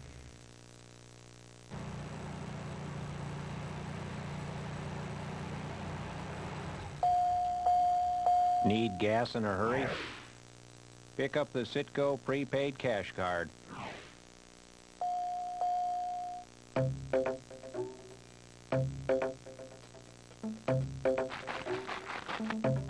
How do you wrap up a hot meal? With a Citgo prepaid cash card. The art major at State, the architect major at the university, the accountant at grad school. As diverse as they are, they all have two things in common: the Southeastern Conference and Regions Bank. For thousands of students and their families throughout the SEC, Regions Bank offers the financial strength to do more. With over 680 locations, a commitment to customer service, and the investment strategy of a true industry leader. Regions Bank and the SEC, partners in excellence. I'm Jason Hervey, Senior Vice President of Media and Communications for Health South. Now, just like you, we want to see players on the field competing at 100%. And that's why we're excited to be the official healthcare provider for the Southeastern Conference. Now, Health South delivers the most advanced sports medicine available, helping players make amazing comebacks. And you can receive the same level of care in our diagnostic, surgery, and rehabilitation facilities nationwide. At Health South, we get you back. Receiver Sterling Sharp is South Carolina's all-time pass receiving leader with 169 catches for 2,497 yards. Sharp was voted All-American in 1986 and 87. This moment in SEC football history was brought to you by Citgo. We know you. Jefferson Pilot Sports presents the SEC Good Works Team, recognizing superior community service efforts by league football players. Today's honoree is senior quarterback Corey Jenkins from the University of South Carolina. Corey is a member of Team Gamecocks. He is a frequent and very popular speaker at local schools and camps, stressing the importance of staying in school. Jefferson Pilot Sports is proud to salute Corey Jenkins for being named a member of the SEC Good Works Team. It is 14-7 as the sun breaks through once again on a blustery afternoon here at Commonwealth Stadium. LSU on top of the Cats by a count of 14-7. Of course, Jefferson Pilot bringing you two games. It's our split coverage this afternoon. We've got the Cats and the Tigers right here, and down at Williams-Brice Stadium, South Carolina hosting Arkansas. This one's scoreless until the second quarter when the Razorbacks strike first. Matt Jones with a three-step drop finds George Wilson for the touchdown. 7-0 early in the second quarter. Arkansas on top. Only other score, David Carlton, the man who's kicked the big field goals for Arkansas this year, 43 yards out. And it is 10-0 as Arkansas leads at South Carolina down at Williams-Brice Stadium. Elsewhere around the conference, there you see the second quarter score. Mississippi State and Alabama just underway. The Crimson Tide looking to win their 8th game. In other action around the country, Clemson on top of North Carolina, 21-9 at the break. Number 14, North Carolina State, with a 14-7 halftime lead at Maryland. The Wolfpack 9-1 on the year. Ohio State tied up with Purdue, 3-3 at the half at West Lafayette, and what's got to be a surprise, and number 4 Texas shutting out Baylor in the second quarter of play.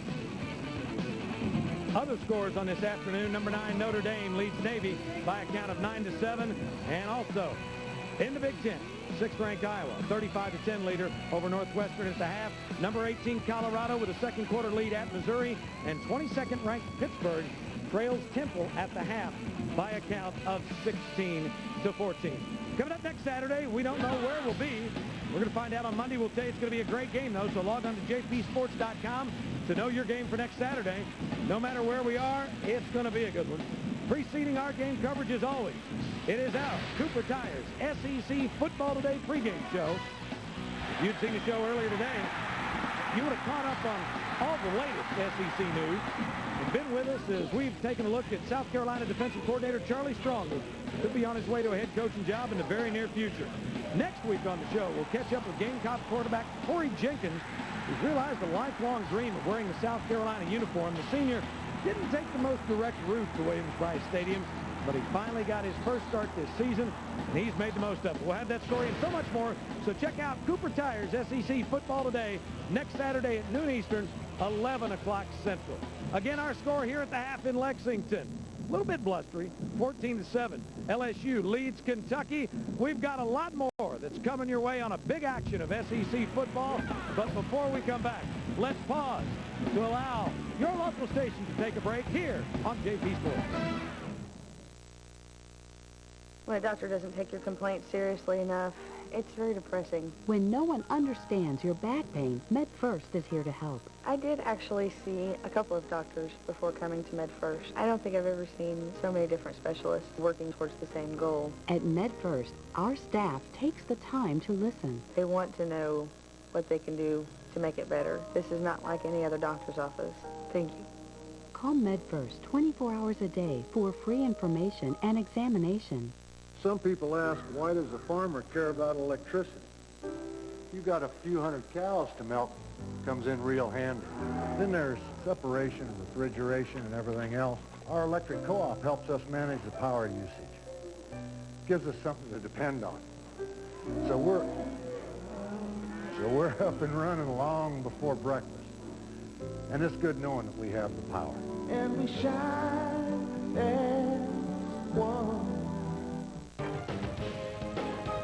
From Lewisport to Paducah, from Evansville to Clarksville, People Plus provides staffing solutions. People Plus people are working 24/7, keeping business and industry moving ahead and on schedule. People Plus employees are learning new skills and working to improve their lives. People Plus is proud to be a part of a brighter future for our employees, our clients, and our region. With 7 offices throughout Western Kentucky, People Plus can help. You can depend on People Plus. Can we depend on you? The story you're about to see is fabricated. The names have been changed to protect the actors. This is the city, Mayberry, North Carolina. His name is Fife. He carries a bullet.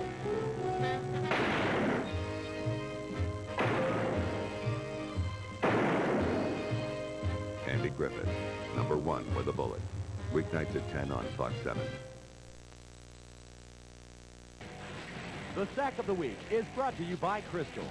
The Georgia Bulldogs could have clinched an SEC title last Saturday night in Jacksonville, but the world's largest outdoor cocktail party was dominated by the Florida defense. The Gators had 4 sacks for a total loss of 27 yards. Holding Georgia scoreless in the second half, the Florida D helped sack the undefeated 5th-ranked Bulldogs 20-13. And that's a look at the Crystal Sack of the Week. And welcome back to Commonwealth Stadium in Lexington, Kentucky. LSU on top of Kentucky by a count of 14-7.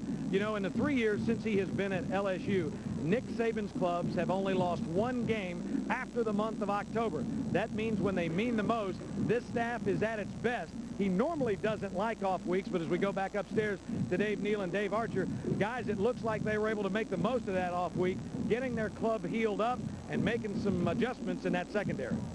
Yeah, Dave, I think you're absolutely right. And as Dave Archer and I were just talking about, it also helped Marcus Randall because it put that Auburn game behind him. I mean, that seems like an eternity ago, I would think. And he's come out here and been pretty confident in what he's been trying to do. Yeah, the best thing about young quarterbacks is they forget pretty easy. He doesn't remember 2 weeks ago, and he's playing like it. He's put the ball in the end zone twice and made some great plays running the football. Let's take a look at some of those first-half highlights, and it was Kentucky that struck first. Jared Lorenzen adds to his touchdown totals. 3 things happen in this. Great protection. Jared makes a tremendous throw, and then at the end, Boone makes a super catch, shielding and making the play.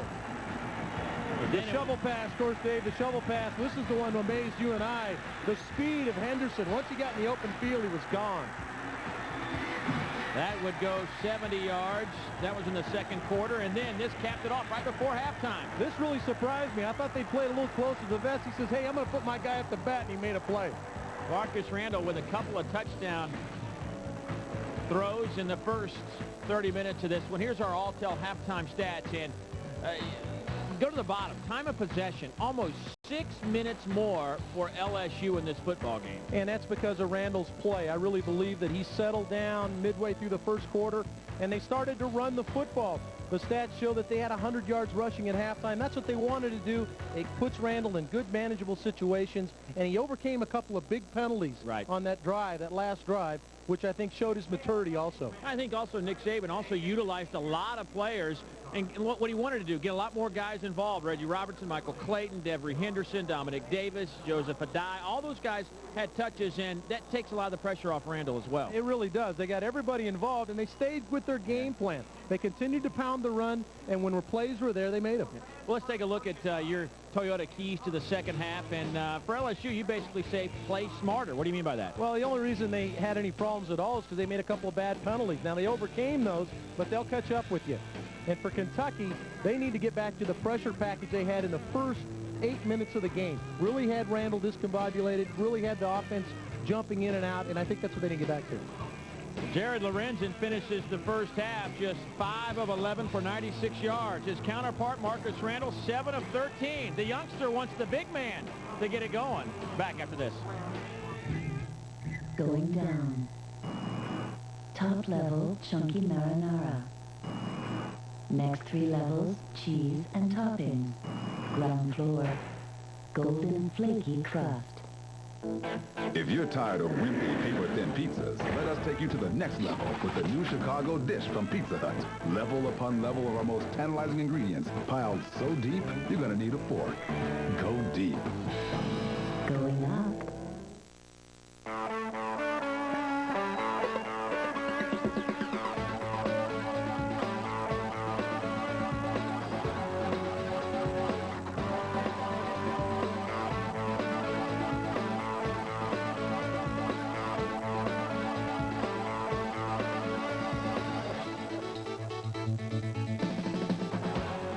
It all adds up to a bright future for you at the University of Kentucky.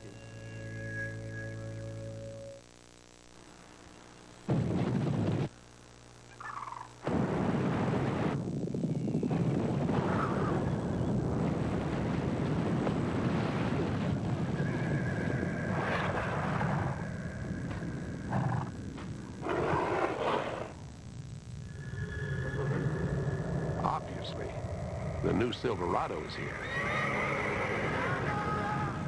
Silverado, the truck from Chevy.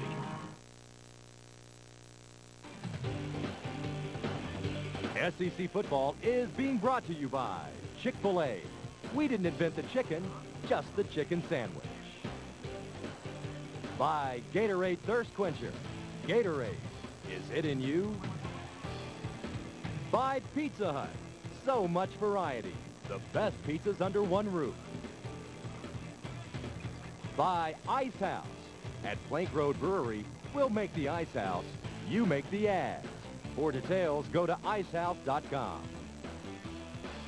And by Crystal. Little food, big taste. Get them hot and fresh off the grill today. All right, welcome back inside Commonwealth Stadium, C.M. Newton Field. Wildcats trail by 7. Dave Baker caught up with Kentucky's head coach. Guy, in terms of that first half of play, you were able to hit that first big play, and then your defense played pretty well for you, except for their 2 big plays. Yeah, I know it. We gotta find some offense, you know. First of all, we had 1 play. We went kind of flat. I thought in the second quarter we got a little flat defensively. We got to get our energy back up, get our kids running the football. There's been a lot of talk about Jared's conditioning in the second half. You went with Shane there. Has that got anything to do with it? You just looking for a little different look? Absolutely nothing to do with his shape. We're just trying to find a spark. All right. Good luck, guys. Best of luck to you in the second half. It's Guy Morris. His Cats trailing 14-7, Dave. There's a look at our quarterbacks. Ran into Jared's mother out in the parking lot today. She said, "Stay off my boy." It seems like Jared maybe has been getting a little heat about his weight maybe, but we talked to him about it yesterday. He said it's no big deal. He's been playing this way since he was a youngster, and it hasn't affected him, and it's not doing it now. Abney on the return. Derek Abney gets the crowd on their feet, and he takes it out over the 25, but a flag down at the 17-yard line.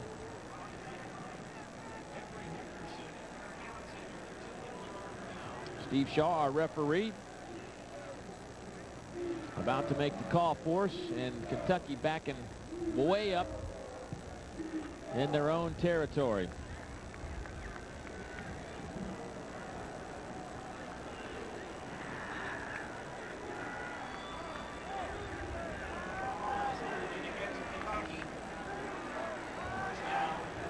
Well, Kentucky will start in a hole. This is not the start they wanted to the third quarter, but Big Jared Lorenzen's back in the football game. They need to get back to doing the things they were doing in the first half, controlling first down, getting good solid yardage on first down, and let Jared pick out some targets and put the ball on him. R2's Pinner. Pinner not with a huge first half, 10 for 35, but actually made up some ground. He lost 4 or 5 yards in his first couple of carries, but went over the 1,000-yard mark. He's the 10th all-time leading rusher in Kentucky history. Brady James, number 11, another guy who's had some substantial numbers, but Artus Pinner has been a real plus for this team as they have become a more balanced offensive unit. I believe this is a big series for Kentucky. They need to punch this football out and get it in manageable field position so before they punt it, LSU win with all the momentum at halftime. Lorenzen at his goal line slips and then fires a bullet. Abney, oh, that would have been a tremendous catch into double coverage, but he laid out for it. Lejeune and Gay for LSU back there on Abney. Lorenzen slips a little bit as he comes out of the play fake, which makes this play take a little longer. Had he been able to get it out on time, this might have been a completion. But Abney, as he always does, selling out, trying to make a play for his quarterback behind the LSU defenders. We call Derek White Lightning in these parts. Got all the moves and a big heart to go along with it. Lorenzen shakes off one LSU potential sack and gets out of bounds out over the 12 on 3rd down and 10, but that's a long way from the first down marker. And this tackle came from Chad Lavallee and Lejeune, and Byron Dawson finally brought him out. Another play action fake, taking advantage of Pinner's ability to run the ball. Just good coverage downfield by LSU's defense. And, you know, they're going to finally get the big guy on the ground. Only took 4 of them, Dave. That's it. Well, that's what it takes for everybody. I mean, everybody across the league says you got to hold on and wait for help. Bakalak nearly had it blocked. He's never had one blocked. in his career. Davis takes it at the 30. Dominic. Coverage has been great on both sides today. Let's go back and show you what LSU did, but right before halftime under Marcus Randall, who really maybe gained more confidence than coaches might have expected. This is really a Randall highlight package. This is what he does so well, runs with the football. Now, they got a penalty there and overcame it. Then another run up the middle. He gets a bit lucky here. Yeah, they recover this fumble to keep the drive alive. But Randall's unfazed. See how he's getting on that front foot and sticking the ball out there. Gets Henderson there, and then here's the throw that really sent him in with a lot of momentum in the second half. To come into the second half with the catch by Henderson. We'll see how he plays here in the second half. But first he tosses it to Joseph Adai. Joseph Adai, the redshirt freshman. It's a foot race to the goal line. Strike up the band.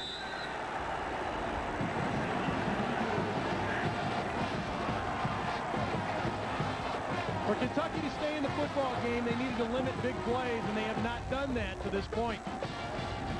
Joseph Adai, who you really like this guy, Dave, and we talked about him and thought he might get some more playing time today.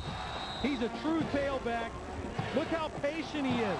He let two blocks develop and maybe just a finger on him on the right thigh, and he goes all the way. Point after is up and good. So the Adai family in Houston, Texas, they're on their feet as Joseph Adai strikes for a 63-yard touchdown run.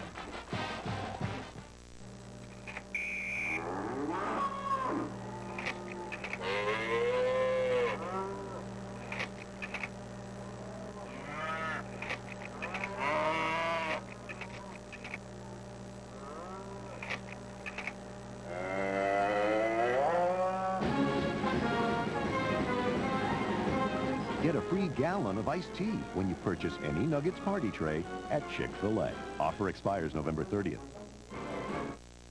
At Advance, we believe in doing it yourself. We made this commercial ourselves.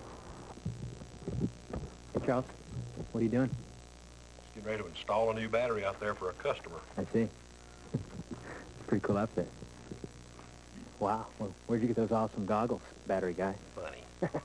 Battery guy walks the earth searching for battery. Ladies and gentlemen, I present to you Battery Guy. Bow before him. Wade here from Plank Road, where we're busy making Ice House, not ads. Kurt Leitner writes, I would like to see someone doing naked stunts.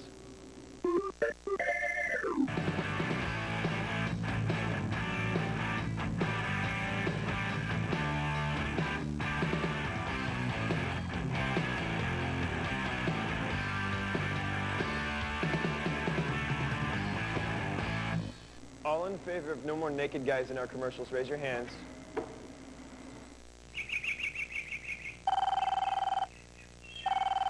Hello? Hi, I need to speak to the lady of the house, Mrs. Bowen, please. Speaking. No, I need the lady of the house, Mrs. Bowen. She's there, right? It's me. I'm Mrs. Bowen. Come on, I need Mrs. Bowen. When you're not feeling well, rely on Mayfair Pharmacy for prescriptions and free delivery. For personal prompt service and free delivery, count on Ed Rice and Mayfair Pharmacy, your hometown pharmacy.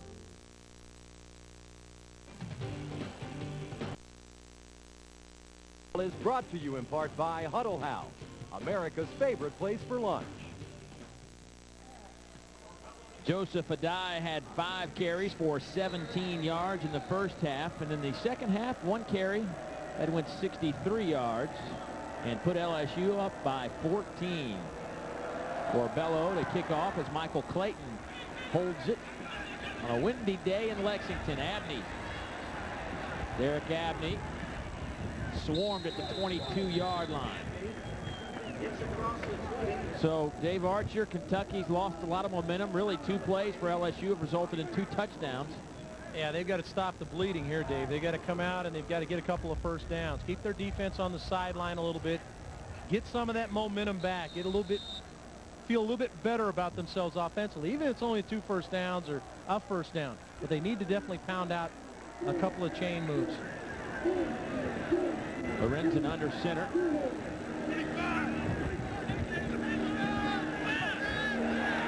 Batted down at the line of scrimmage. That was a big concern for Brent Pease, the offensive coordinator.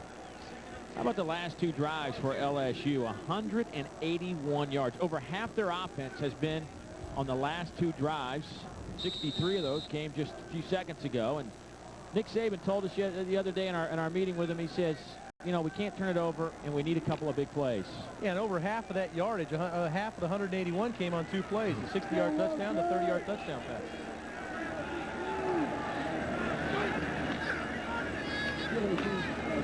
Here's Penner, Artus Penner, dragging a couple of players with him, running hard. First down, Kentucky to the 40. Norman Lejeune makes the stop. And I guarantee you, Guy Morris walked over to his offensive line and said, listen, we got to come out with a little resolve here. We got to come off and butt these guys in the head and get Artus Penner loose. Artus Penner has been the heart and soul of this offense for the bulk of this season. 600-yard games, and here he shows why he's been able to string that together. 110 per game. He's got a little something going now.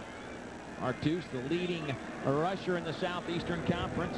Lorenzen, the leading passer in terms of efficiency in the SEC as well.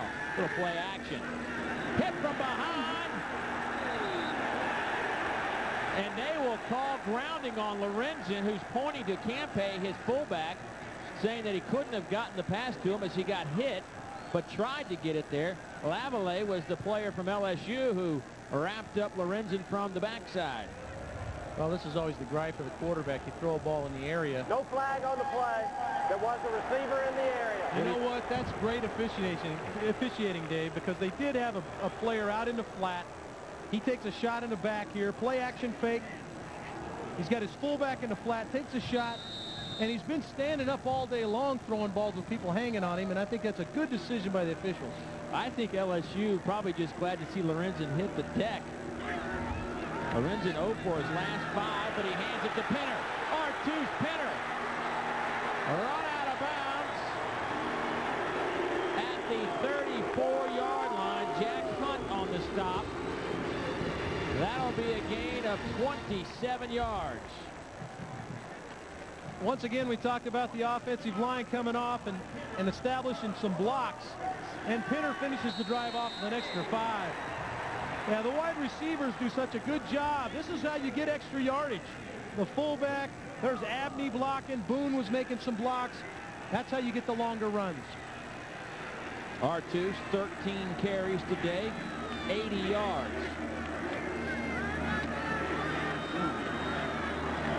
Artus working hard. It's hard to believe Artus Penner was about to, what we talked to him yesterday, he was a funny guy. Many of the players think he's the funniest player on the team, but he walked into Guy Morris as soon as he got the job. Guy had only been on the job for like an hour, and Artus walks in there and says, Coach, I quit. I don't want to play here. You're going to throw it. And finally, the coach convinced him to stay, and I asked Artus yesterday, I said, where were you going? Did you have a plan? He said, I had no idea. Well, the idea now is to get it to 20. Look at the 2. Oh, loose football. Loose football. LSU says they do have it. They say they have it, and they do. Artus Penner running hard, coughs it up. And what was the guy said yesterday? That Artus had not put the ball on the ground for 2 years. And that's what LSU's defense does. They create turnovers. Artus makes a tremendous run here, jumps in the air, and the ball's worked out. Now the fans are taking exception because it looks like he might have been on the ground before the ball came loose. Lionel Turner comes up with a fumble recovery. Oh boy. Artus didn't think he fumbled it.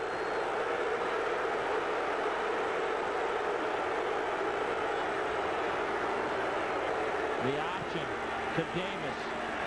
Dominic Davis. What a big block from the fullback, Solomon Lee. You're exactly right. Claude Sigel. Flattened Sigel. Unbelievable block. This is only the second time they've run the option, Dave, and both times they've been successful. Artus Penner averaging 6 yards a carry, but would give all that back just to hold on to the football. This crowd's still a little miffed at that call. LSU causes another turnover. They've gained, that's their 6th fumble they have gained this year. They have 12 interceptions. Sideline warning, Kentucky. That's the first sideline warning. That's like throwing a little gas on the fire if you're Steve Shaw. You might want to keep the mic off for a few minutes. I'd go and let him creep in that wide a little bit right now. Don't worry about that. Right. I guarantee he doesn't want that guy mad at him right there. He broke his hand last week, did Guy Morris. Hitting a locker, not an official. Let's get that straight. Yeah. Guy, the former NFL offensive lineman, a couple of Super Bowl rings. Handoff goes to Davis. Dominic Davis running hard. Quintus Cumbie steps up, first man on the spot, followed up by Ronnie Riley. And the crowd's still going at it. Now the defense is going to have to step up here now, Dave. They've bit a couple of times. They've broken a couple of times. This is an opportunity for them to step up, make a statement, and stop LSU. They have not stopped them the last 2 times LSU's had the football.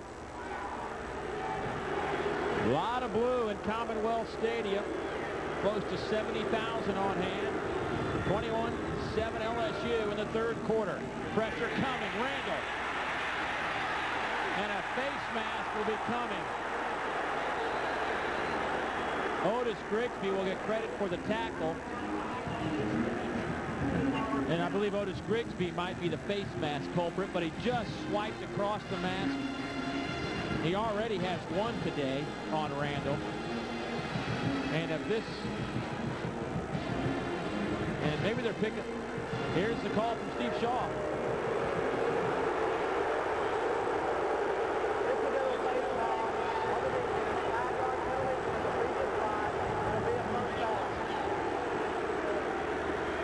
Well, Kentucky's trying to step up defensively, and I mean, they do a good job of getting to the quarterback. They just can't be out. He's raked across the face. It's the rule you can't get on the mask, you know. They're trying to make a play, but they went the other way. Certainly looked unintentional, but a rule is a rule, and he got some of the face mask. Marcus Randall and company pick up the first down on the penalty. That time Randall goes head first right about the 46-yard line, and guess who got him? Otis Grigsby. You think he had a little sting in him? Yeah, I think everybody wearing a blue jersey right now has a little sting in him, and Grigsby is the head of that. But this, again, was a design play for Randall to run the football. They're playing it close to the vest. Grigsby makes a nice play for this defense. 2nd and long now. LSU has been very good in the turnover department. They've gained 10 fumbles, 10 interceptions, 20 takeaways. Only had 13 takeaways last year, and they were last in the SEC in turnover margin. So that's an area that's really helped them this year win 6 football games, and they really need to answer after the R2 spinner fumble.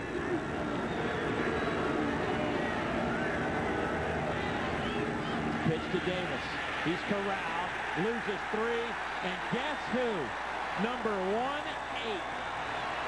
You know what they're doing, Dave, is they're doing what we talked about at halftime, getting back to the pressure package.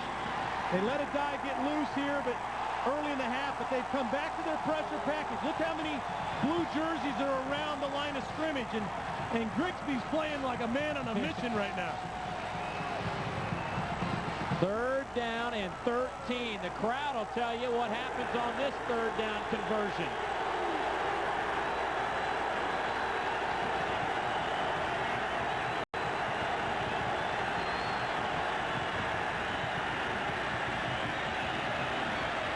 Henderson got past the defensive back, Antoine Huffman, but Randall overthrew him, and LSU will have to punt it away. Well, there's an easy reason why that ball was overthrown, and it's because the receiver and the quarterback were not on the same page. The receiver establishes an area he's going to run to. Randall threw the ball anticipating him to be on a deeper angle, and that's why the incompletion occurred. Last time Donnie Jones punted this way, he hit it 86 yards. That's right, 86 yards. Longest punt in LSU history. Well, this would be a big place for Abney right here. Derek stands at the 14, the SEC's top return man. 4 touchdowns returned by way of the punt. 1 off a kickoff.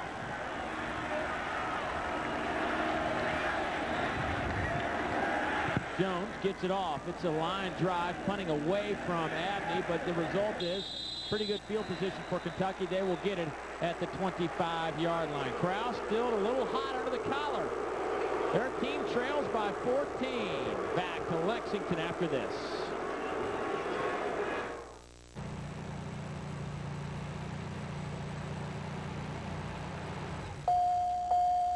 Need gas in a hurry? Pick up the Citgo prepaid cash card.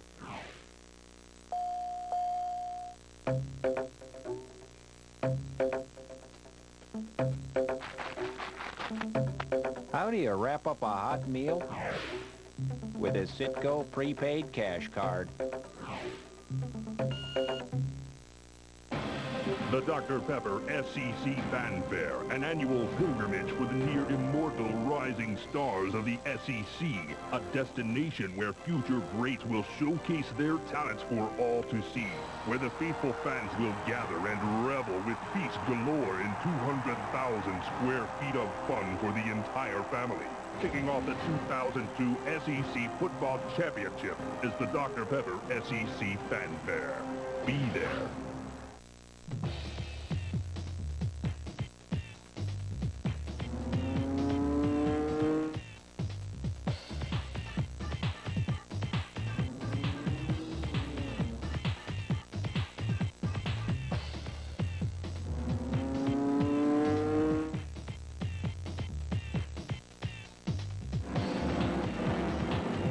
Cytex, the image makers. Call us today. Your image is our only business.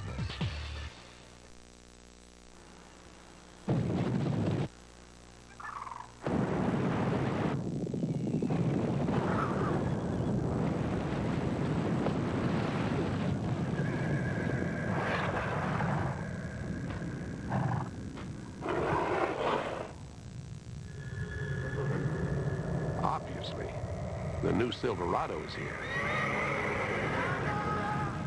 Silverado, the truck from Chevy. SEC Football is brought to you in part by Chevy Trucks, the most dependable, longest-lasting trucks on the road. He's ready to hit somebody. The youngster watching his Wildcats trail by 14 at home. Kentucky has won a couple of big road games in the SEC, but they've lost 2 in a row here at Commonwealth Stadium. Guy Morris said he really wanted to win just for the home fans because they've been so supportive. Chase Hart out over the 40 to the 42. They have a little read screen on here, Dave. It's a really neat call. They send Pinner to the flat and drag the tight end over the middle, and he's reading the inside linebacker. If the linebacker widens with Pinner, he hits the tight end. Nice little crease in there. I'm anxious to see Artus get his hands on that football again because he's probably still a little upset about the call when he turned it over after running hard. He has 5 carries for 54 yards here in the second half. 8:13 to go in the third quarter, and here is Toos. Runs into 3 white jersey. Kendrick Allen, the first one back there. Kendrick Allen is slowly but surely getting healthy again as Kentucky defenders getting a little workout. Eric Tatum over there on the bike. Arkansas over South Carolina on the road by 17. The Pizza Hut scoreboard running through a couple of ACC games. Big Ten tied at 3. Texas over Baylor. Here it's 21-7. Shotgun. Oh, my. Tommy Cook just met Jack Hunt. And I don't think he wanted to say hello. But the flanker screen and the first blocker out has to pick the most dangerous man. A lot of times it's the cover guy for the player you're screening to, but as it turned out, he picked the wrong guy. One more look, and Jack Hunt read that very well. Remember, Jack Hunt replacing Damian James at a safety spot. Hunt has 9 tackles. Lorenzen under pressure through the hands of Artus Penner. Grady James was right there. That would have been shy of the first down. Good pressure coming from Marquise Hill, the sophomore out of New Orleans.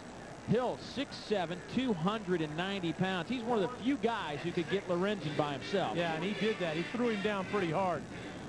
But LSU secondary has really tightened up their coverage. On the outside receivers, they're not allowing them a lot of room, and Jared's reluctant to try to stick the ball in there, much to his development as a quarterback. The best versus the best. Packalack leads the SEC. Dominic Davis second in returns. Packalack kicks it out of bounds. Good kick inside the 15. Glintz had 3 punts inside the 20 today. That gives him 24 of 52 punts inside the 20. We'll return to Lexington after a word from your local stations. Oh, those poor kids. How many times have you heard those words? Well, while you're going about your busy day, one child is all alone. While you're showing off your fresh produce, one little boy is hoping for scraps. While you're griping about the cost of prescriptions, one little girl will never see a doctor. While your children are in school, one little boy is learning from the streets. 30,000 children die every day. They die from malnutrition. They die from bad water. They die from no medical care. They die from being poor. You can help save one of these poor little kids for 80 cents a day, less than the price of your morning coffee. Call.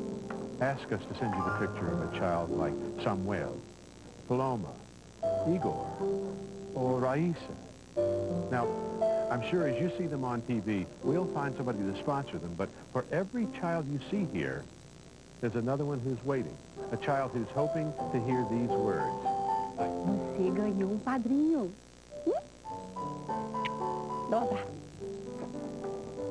Your 80 cents a day can mean that Helena has nutritious food, that Natalia can see a doctor, that Jacquelina goes to a decent school. The only crime these kids ever committed was being born poor, and being too young to fend for themselves. Please, open your hearts. Call Christian Children's Fund. We'll send you a picture of a little boy or a girl you don't know, but will. One of these poor kids is waiting for your call. Christian Children's Fund is one of the oldest and most trusted child sponsorship charities because so much of your money goes to help the children who need it.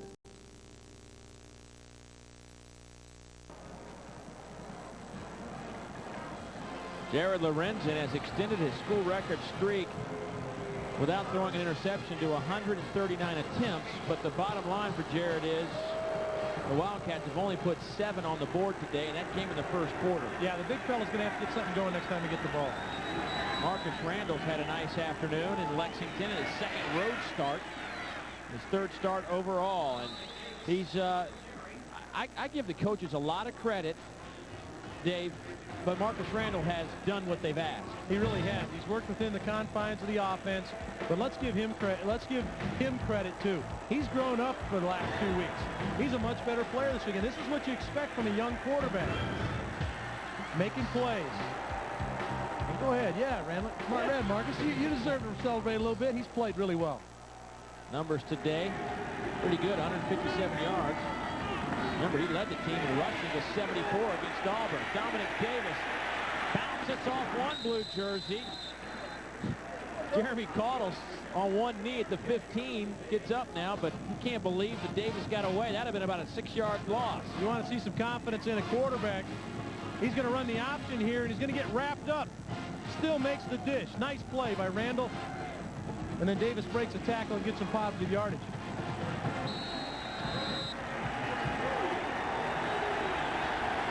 Third down and 3, and here come the Kentucky fans on their feet.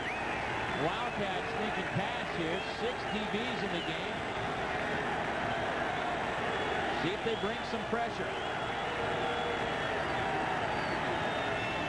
Randall rolls right, throws, knocked down. Mike Williams, number 1, got a paw on it, knocked it away, and that'll bring up 4th down. So another good defensive stand by the Wildcats. Well, how about the big fellas? Look at Grigsby continue to pursue. He just would never let Marcus Randall get comfortable to make that throw. Grigsby's motor's been running full bore since they kicked this one off. All right, well, the punters have won the game today against the punt returners. Abney inside the 40.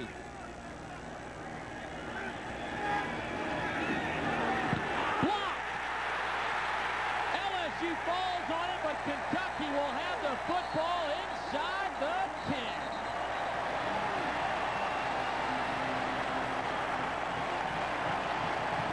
Dion Holtz, a backup defensive end from Bowling Green, Kentucky. I had a chance to talk with Mark Nelson, the special teams coach for Kentucky, and he felt like they could get one today, and they did. He had a little scheme he had set up. He felt like they were neglecting one side of the ball. They rushed in there and got the block.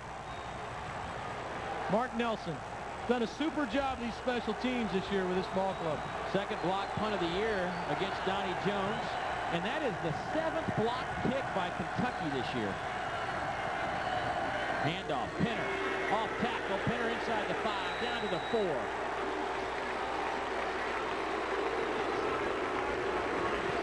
Buzz, let's check in with you. You know, Dave, when we were talking to Derek Abney yesterday, he said that Mark Nelson, that special teams coach, absolutely, without a doubt, watches more tape than anybody on the Kentucky staff. He cuts it up so that the short time that they've got for special teams is used awfully well. And boy, have they made the most of it this year, not only running back kicks, but blocking. Well, let's see if this block can pull Kentucky within a touchdown. Here's Pinner.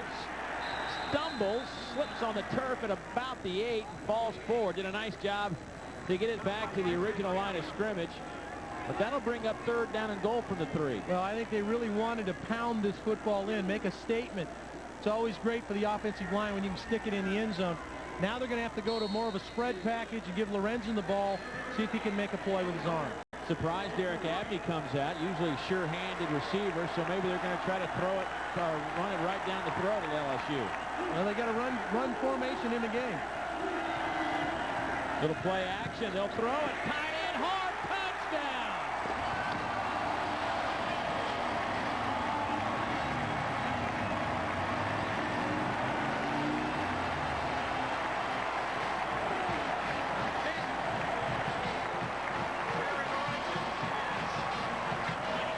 Well, Artus Pinner is a weapon no matter where he lines up. Here, it's because he's a decoy. Play action fake the Pinner, and they get it into the tight end. Nice touch on the ball by the big fella, too. Chase Harp's 3rd touchdown reception of the season. And the block kick set up the touchdown. Going after it. Up and good from Taylor Begley. So the Wildcats have pulled within a touchdown. And it's special teams work, although it wasn't Derek Abney, but the punt block unit, and sets up this touchdown. Little play fake to Pinner. Everybody bites up, and look at the touch by the big man. And a nice acrobatic catch by the tight end. Chase Harp, a former quarterback when he came to Kentucky, now a tight end who's put on 50 pounds, making the most of his opportunities, and for Chase, that's his 9th catch this season. I'm really impressed with Lorenzen. He just has all the throws. That's another throw to your package. It's just a nice little touch ball. Everybody thinks that's an easy throw, but that's one you can miss fairly easily, too. Good play call from Brent Pease as well. It really was. I expected the spread package, but what he did is he kept his horses in the game, faked it to Artus, and they delivered. Jared Lorenzen, how about this? 22 touchdown passes, only 3 interceptions this season. Now, in his freshman year, 19 touchdowns, 21 interceptions. He's thrown 41 touchdown passes and 10 interceptions his last 2 seasons here. Pretty good. That's pretty good. That's good math for a guy from Iowa State, by the way. You know. I'm going to go back and double check your work. Yeah, never let me do the math. I played golf with you, I know. You have a little trouble with the golf score, too. Yeah, I do. Clint Ruth will kick off. Dominic Davis stands back along with Devery Henderson. Ball falls over, so it appears that Kentucky will have to do what LSU has done, and that is bring a player in to hold it. It'll be Irvin Flowers. And usually the guy selected to do this hasn't done it very much, so he's not real keen on keeping his finger down while the kicker approaches, but it's one of their safeties. Will come up and hold the ball for the kicker. 3:43 to go in the third quarter.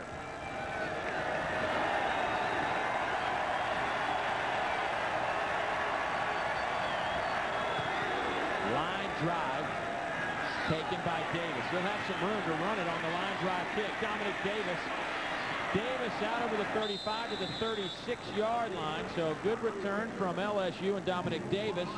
32-yard return. Dustin Williams brings him down. Time for our Chick-fil-A nugget of today's game, and we will focus on number 11, Brady James. Look at the tackle totals. 110, 113, and, you know, with three and a half games, if you could say that, left for LSU. This guy is going to shatter some records in terms of tackles. Yeah, I think he's got 7 of the 9 games he's played in are now 10 tackle-plus games. He had a 19-tackle game to open up the season against Virginia Tech. Randall to throw. Lofts it up off his back foot. Nobody there. No flags. And he got stuck hard. Who do you think was in there, Dave? How about number 18? Yeah, the big O. Otis Grigsby. Talked to him for a while yesterday. A very likable young man.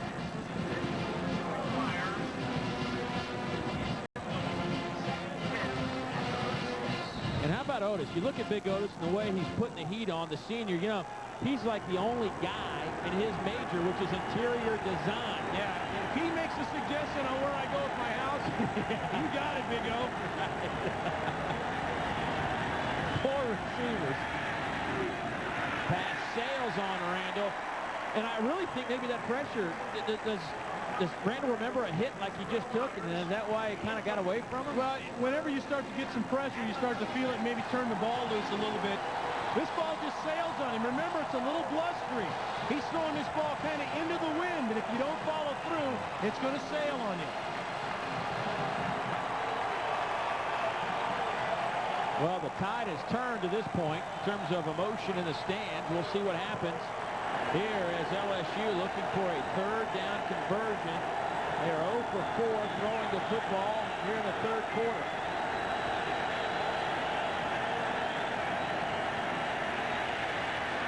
Pass is caught. Michael Clayton over the midfield stripe, first down. Where do you go? How about the guy who's been Mr. Consistency for you, and that's number 1-4 in white. Kentucky decides to play coverage instead of coming after the quarterback, and LSU's line has responded. Whenever it's been a 4-man rush, LSU line has stood up and given Randall time to throw the ball. Clayton runs a nice square-in route, and Randall's right on the money with a throw. Well, that was a big first down. 3 catches, 37 yards for Clayton. Joseph Adai, good pressure. Vincent Burns, 6'2", 260 out of Lake Park, Georgia. They call him Sweet Pea, and that was a sweet play. Yeah, he's got a little something rubbed off on him from Grigsby, because this is a super play coming from behind to drag Adai down. Transfer from Northern Arizona.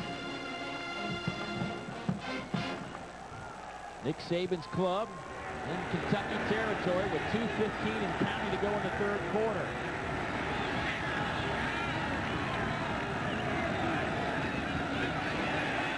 Adai needed to get to the 39 for the first down. They'll mark it at right around the 40. Quintus Cumbie and Vincent Burns make the stop. Adai had a 63-yard touchdown run to open up the third quarter scoring for LSU. Adai's such a patient runner. He lets his blocks set up. And again, it was a broken line play. By that, I mean they pulled a backside line and kicked out and he hit it up in there. Kentucky's defense trying to stop LSU on 3rd and 1. 2 tight ends, hand off to Adai. Adai spins and falls forward. That will be enough to move the chains. Joseph Adai, the LSU ball carrier. Kentucky's going to have to rise up here now, Dave. If they've got the crowd on their side after the big block, they punch it in, get the touchdown. At this point, they need to rise up and hold this team. Right here where they are now is in between that punting area where you try a field goal. Wind into the face, probably no field goal from this range. Kentucky's given up 180 yards a game on the ground, and LSU, like most of the other clubs, having some success there. But David, talking to LSU or Kentucky coaches and players, they know they're going to give up some yardage. They're not too concerned about it. The biggest difference is they gave up 33 points a game last year. This year they're giving up 24 points, and that's the bottom line. It really is. I mean, what's the score at the end of the ball game? What they've done a good job of doing this year is turning the football over. Now, they have not done that yet here in this game. I expect them to try to rake one out. Yeah, looking for a turnover on the Wildcat defenders at 5 last week. Big defensive hit. That'll bring up 3rd down. And Jeremy Caudle gets credit for the tackle along with Deion Holtz. Caudle now with 6 stops. What's happened is they've made Kentucky make adjustments on defense. LSU made some big plays against the man coverage, so Kentucky pulled back a little bit, started playing more zone. But now they've got them back into a pressure package. Make another play on us. That'll be the end of the 3rd quarter. When we come back, LSU looking at a 3rd down and 4. A block punt brought a spark to Commonwealth Stadium as we head to the 4th quarter in another good SEC showdown. Stay with us. Hi. You ordered the Chicago dish, our new deep dish pizza? Now, I warn you, this is no ordinary pizza. This baby is so deep, you'll need a fork. Sounds good. Tired of wimpy, paper-thin pizzas? Next time, go deep with the Chicago Dish Pizza, new from Pizza Hut. Filled to the brim with layers of cheese, overloaded with toppings, and topped off with chunky marinara sauce. The new Chicago Dish. Go deep. So deep you'll need a fork, maybe even a knife. Wow. You guys are really into your utensils. Wade here from Plank Road, where we're busy making Ice House, not ads. Kurt Leitner writes, I would like to see someone doing naked stunts.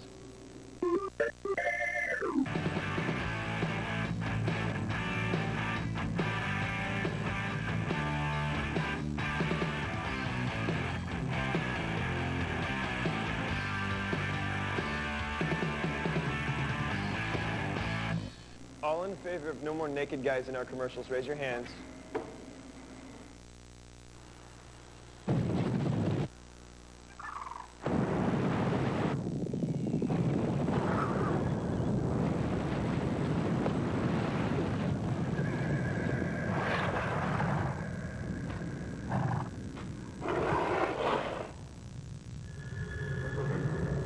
Obviously, the new Silverado is here. Silverado, the truck from Chevy. SEC Football is brought to you in part by Chevy Trucks, the most dependable, longest-lasting trucks on the road. And welcome back to Lexington, Kentucky. We're getting set for the 4th quarter. 21-14 LSU leads. Dave, Kentucky's had a lead in the second half in every football game this year. What do they have to do to try to close one out? Continue to run the football. They're beginning to pound the football and take care of the ball. Here's 3rd and 4 right now. Marcus Randall on a keeper. Denied. Dwayne Robertson. He and Caudle have been dynamite at the tackle spot for Kentucky today. Might be the first time Marcus has made a mistake on the option. Should have pitched this football. He had a block for his back. Decided to keep, had no chance to make the first down. But he kicks it to Davis. I think he gets the first down. Yeah, there was Solomon Lee, the fullback, was out there providing an opportunity for Davis had he gotten the pitch. But instead, LSU will attempt a pretty important field goal. Wind swirling, but it's basically at the back of Corbello. Corbello's long this year is 48 yards. On the way. Got it. Nice job, John Corbello. And that was big. They got a first down, extended the drive, got him into field goal range. We talked about him being around the 40, probably out of field goal range. They're able to get it down there close enough for Corbello to stick one through. A new career long for John Corbello, the senior out of Lafayette, Louisiana. It was a line drive, but not so bad. You know, the lower the better in this win. He had one kick block from 45, but those 3 points could loom large. LSU now leads by 10.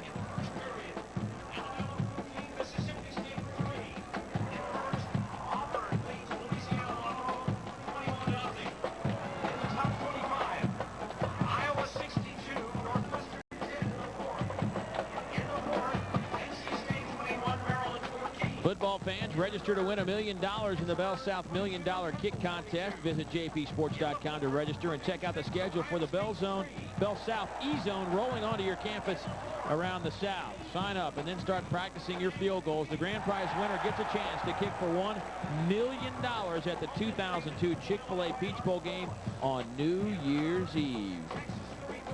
$1 million. Why not? What the heck? It's chump change to a guy like you and Dave Rowe. Yeah, right. Corbello to kick off. Who will take it? It'll be Abney at the 1. Derek Abney turns the corner. Derek Abney over the 30. Nice return. Michael Clayton makes the tackle. Good blocking on that play. Kentucky's had some problems with penalties on special teams returns today, but not that time. A 31-yard return. So offensively, Kentucky has lost a little bit of momentum. A block punt gave them a short field, but they haven't sustained a drive yet. No, they haven't, and they've got a long field. This is what LSU wants. They don't believe that people can drive the ball the length of the field on them. The big fella's going to try to change their mind right here. Will Muschamp thinks that the team's got to go 60, 70 yards, 8, 9 plays. They might screw it up somewhere along the way.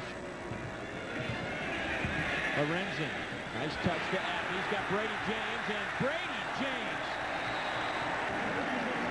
Brady James checks in at 245 pounds, trying to chase down Derek Abney at 170, and James does it.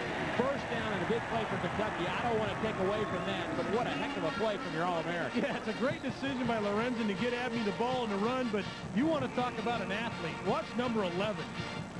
That's a linebacker making the play on a wide receiver. Yeah, Abney's going at like 4.4 speed, and there's your 245-pound middle linebacker. That's pretty good stuff from James. And that's good stuff from Artus Penner into LSU territory. Another reason why Artus is rushed for 1,000 yards, because his patience. Watch him wait. Fullback gets a nice kick-out block on Brady James, and then Artus hits it right up in behind him. Nice 8-yard pickup on first down. Good block from Campay, the fullback, number 45. In motion, Chris Bernard. Here's Artus. Driving. Artus picks up the first down at the 40. Brady James on the tackle.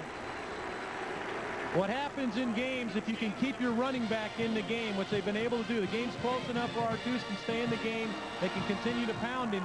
The good backs get extremely strong in the fourth quarter, and we're seeing that now. Artus had a couple of good runs in the third quarter, but now you see him starting to really get a feel. Artus Penner just over 100 yards, 110 today. That's the first running back to go over 100 yards against LSU in a dozen games. Nowhere to go for Artus right there. Lavallee with his fourth tackle. And I think even what's even more incredible, we talk about how this league can run the football. Most of these teams have solid running games. He's the first guy in 13 league games to rush for 100 yards against this LSU defense. Well, it says two things. The James gang from LSU are a tremendous group, and Artus Penner and his offensive line and fullback are getting it done right now. Second down and 9, 4 wideouts. Quick drop, Lorenzen. Abney at the 33-yard line, so that'll bring up a third down and short. Well, the announcers for this game are selected and compensated. They're paying you for this? By Jefferson Pilot Sports. This broadcast is a copyright presentation. Any use of this broadcast without the express permission of the Southeastern Conference and Jefferson Pilot Sports is prohibited. I just came for the meal. They got a real good meal up here behind us. I saw you wolf down about 6 brownies up there. You got your... Don't say that. My wife's living. Here we go with 3rd down and 3. I formation. Campay the fullback. 2 receivers to the top of the screen. Pitch comes to the near side.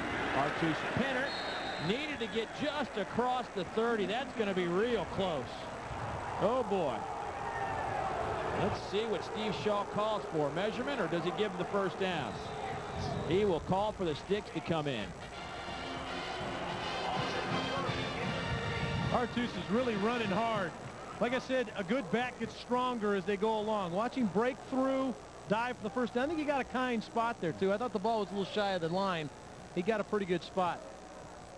I think he's going to be a little bit shy, but it's definitely go range, I'm thinking. About a 8-9 inch difference. You know, I'd lay a lot on the line right here that they can't keep 22 from getting this first down. Yeah, I'm with you. 300-pounder, Jared Lorenzen. And I don't think they mess with even trying to hand the football to Toos.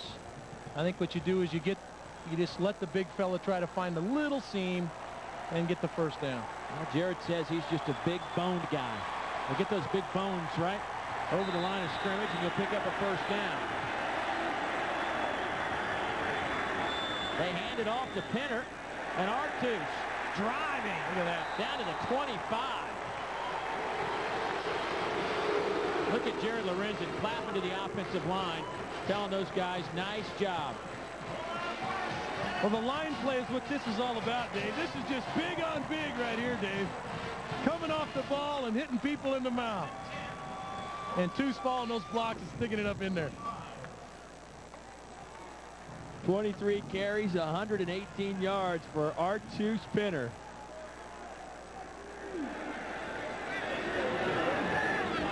Drive is alive for Kentucky. They trail by 10.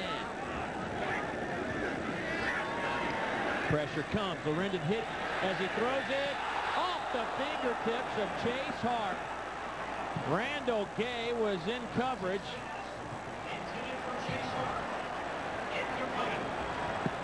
Oh, boy. Well, he had the shot. He took it. Lorenzen makes a good throw. Hart just can't quite come around with it. With as windy as it is, the ball's moving around in defense of Hart, but that's one that if you asked him, he'd say, I should have made that grab. Good throw by Lorenzen to stick it on the money. Good news for Kentucky as it was only first down, so they still have a couple of cracks at it. LSU's defense trying to stop the Wildcats right here. Kentucky's best drive of the second half. Lorenzen calls timeout. We'll take it with him. 10:19 to go in the fourth quarter. Tigers lead by 10. Back after a word from Advance Auto Parts. At Advance, we believe in doing it yourself. We made this commercial ourselves. Hey, Charles, what are you doing? Getting ready to install a new battery out there for a customer. I see. Pretty cool outfit.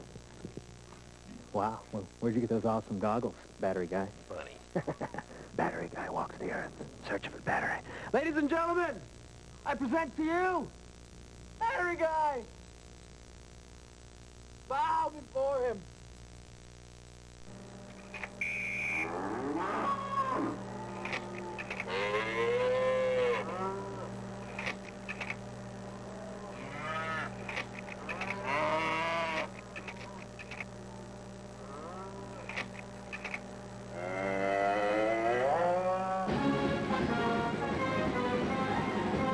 Get a free gallon of iced tea when you purchase any Nuggets party tray at Chick-fil-A. Offer expires November 30th. The power of GMC. Nothing beats the power of zero down payment, zero payments for 90 days, and 0% financing on every new GMC.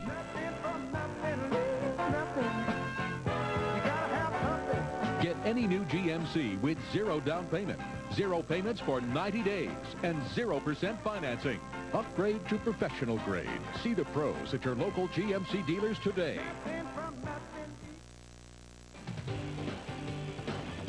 SEC Football is brought to you in part by GMC. From professional-grade people come professional-grade trucks.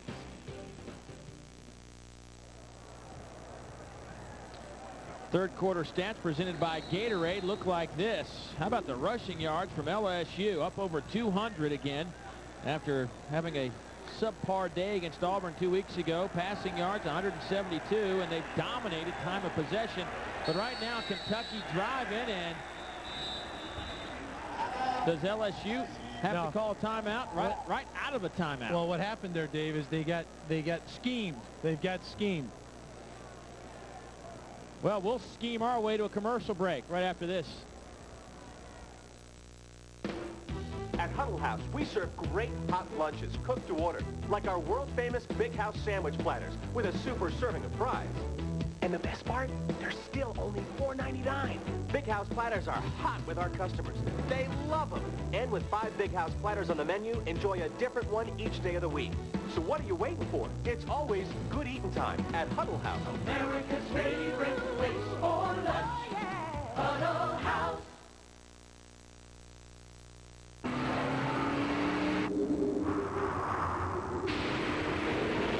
The redesigned 6-cylinder 2002 BMW 3 Series, starting under $28,000. Once you drive one, you'll never go back. Except, of course, to do it again.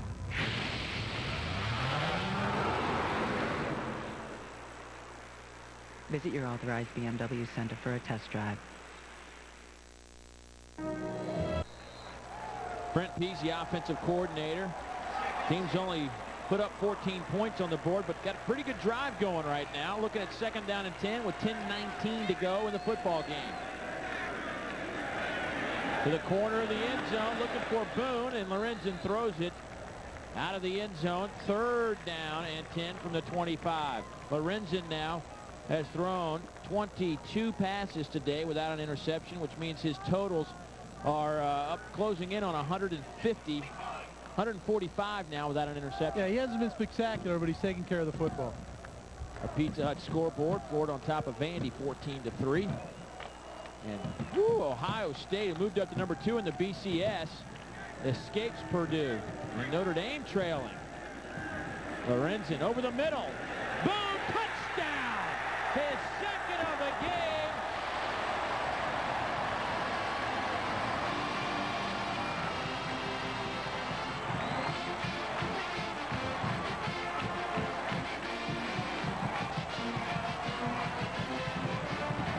A 25-yard strike, Lorenzen to Boone. What a really good read by Lorenzen. He sees the safety vacate the middle of the field. Defensive back trailing his receiver. He never turns around. Lorenzen puts the ball where the DB can't make a play on it. That's a good read by the big quarterback, and he's a little excited about that one. Taylor Begley. Bad snap. Oh, boy. Yeah. That will not be good. Antonio Hall standing there as Pakalak just kind of pitched it to him. Pakalak, the holder, and, you know, Antonio Hall will laugh about it, but that's a big miss. On the offense, penalty is declined. The point is no good. Well, the hold was bobbled just a touch, and it screwed up the timing. But the big man's put him right back in the game, Dave. 3rd touchdown pass of the game. We've got a 4-point contest in Lexington. Hi, everybody. I'm Dave Baker, and I'm fortunate enough to be just one of hundreds of people that diligently work each and every week to bring you JP's coverage of the SEC Game of the Week. Obviously, there are the announcers and the production crew, but there are so many other folks behind the scenes.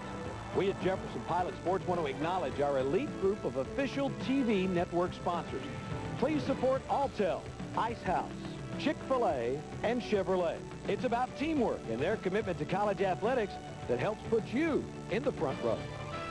Wade here from Plank Road, where we're busy making Ice House, not ads. Kurt Leitner writes, I would like to see someone doing naked stunts.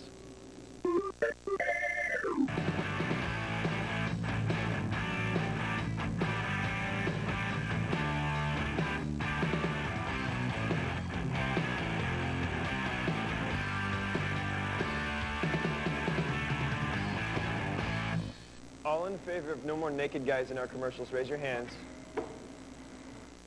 When your back hurts, you hurt all over. I wasn't comfortable when I was sitting. I wasn't comfortable when I was lying down. When the pain won't go away, MedFirst is here to help. The people at MedFirst were wonderful. They made me feel very comfortable, very at ease.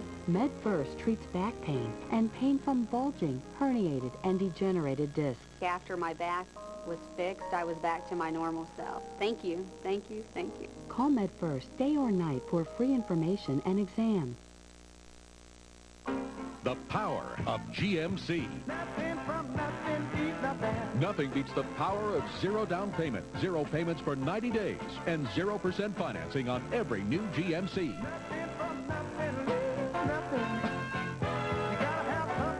Get any new GMC with zero down payment, zero payments for 90 days, and 0% financing. Upgrade to professional grade. See the pros at your local GMC dealers today. Jared Lorenzen had led Kentucky to 6 victories so far this season, looking for number 7, but he and his partner Aaron Boone have been a pretty good combination today and all season long for Aaron Boone. He now has a couple of TDs today, bringing his reception total for touchdowns to 9. Yeah, Jared's done a good job of getting everybody involved. Boone's made 2 big plays, but there's been several people make catches, and he spread the ball out around. And let's not forget Artus. Yes. Artus made a couple of real good runs in that drive to allow him to extend the drive.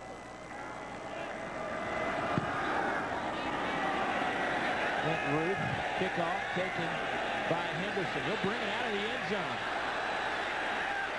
No flags to this point. Henderson all the way across the field, out over the 35. A heck of a return. Jared Lorenzen, Dave, you said from a quarterback standpoint, you say that he doesn't get enough credit for really the kind of throws he's been making this season. Exactly right, Dave. He has all the throws. Here's a throw, just a straight, deep pass. Look how accurate this is. That's off his back foot. Then he's got the little touch shot for a touchdown to Hart. And then here he's got to put one with a little touch. It's got to have some zip on it, too. Sticks it in there after reading the coverage. 3 touchdowns for Lorenzen. Let's see what Marcus Randall can do to try to respond to Jared Lorenzen, the sophomore. Will hand it off to Davis. Dominic gets a couple. Randall, by the way, today, 8 of 18, 172 yards. Jeremy Caudle on the tackle. Marcus has played extremely well for LSU today. It's been a breakout game for him, in my opinion, and he'll only get better from here. But as a Kentucky defense, you got to go back to what you started doing. Make him beat you. Don't let him beat you with the run. Gang up on the run and make Marcus Randall make a throw to beat you. 2nd down and 7.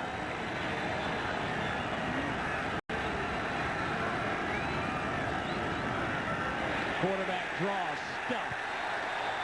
Loses 3 on the play. Morris Lane, the senior.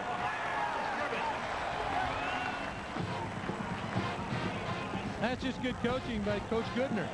He realizes that his front 7 has played extremely well. They're going to run through blocks to the quarterback, and that's what they did on that play. Now they've got the young quarterback in a 3rd and long situation. 3rd down and 9. The crowd will tell you what happens on this conversion.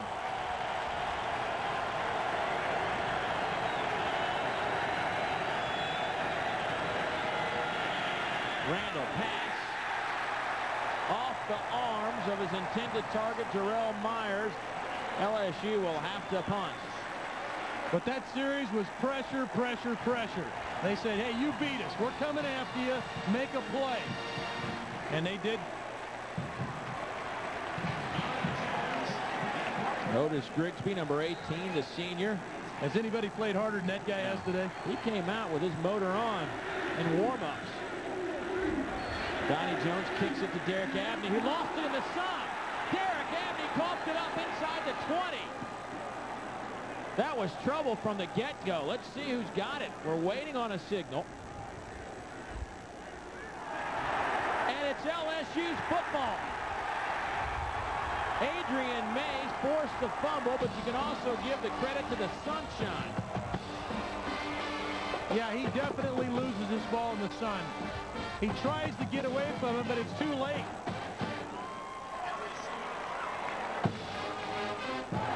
He just flat out lost it. And okay, we're constantly talking about big series in the game. This is huge for Kentucky's defense and big for LSU's offense. Abney almost tried to get away from it, so it didn't hit him because he lost it and just almost didn't know where to go. Tough break, Wildcats, LSU in business.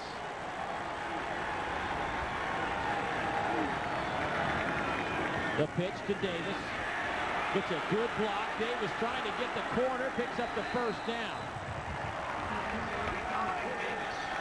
Quintus Cumbie runs him out of bounds. LSU's thought process here is we have to ensure 3. 7 puts us in a commanding situation.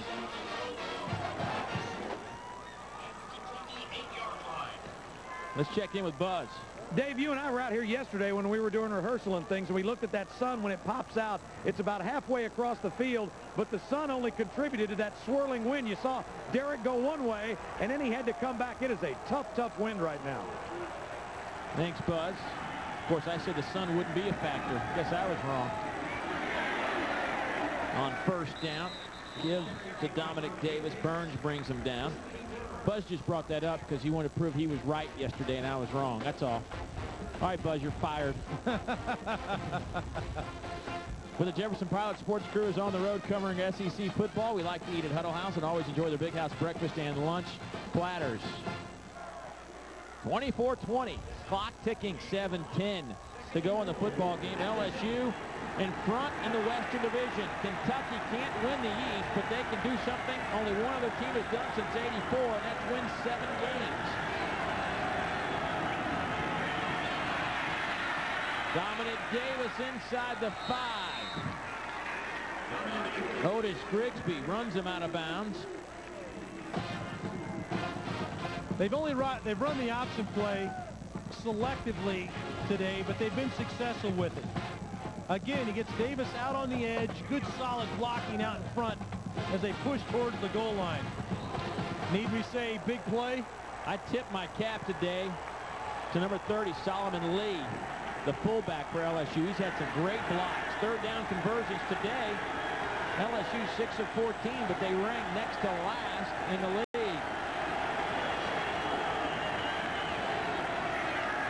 Randall to throw. Batted in the air, incomplete.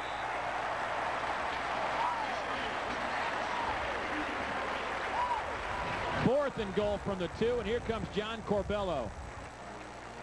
We can't emphasize how big a series of downs for the Kentucky defense that was, to come in and hold that to a 3-point field goal opportunity. Little surprised that Randall wasn't on the corner initially. Now he gets there, but it's a scramble. Little surprised they didn't put him on a run-pass option. Morris Lane batted in the air. Here's Corbello, hit from 49, a career long a little while ago. This kick from 19 is up and good.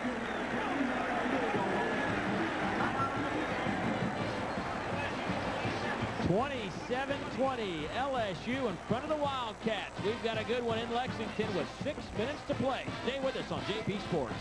Hi. You ordered the Chicago dish, our new deep dish pizza? Now, I warn you, this is no ordinary pizza. This baby is so deep, you'll need a fork. Sounds good. Tired of wimpy, paper-thin pizzas? Next time, go deep with the Chicago Dish Pizza, new from Pizza Hut. Filled to the brim with layers of cheese, overloaded with toppings, and topped off with chunky marinara sauce. The new Chicago Dish. Go deep. So deep you'll need a fork, maybe even a knife. Wow. You guys are really into your utensils.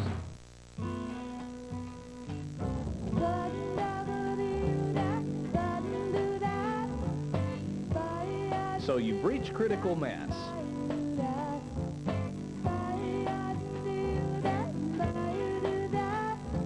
You need a new TV.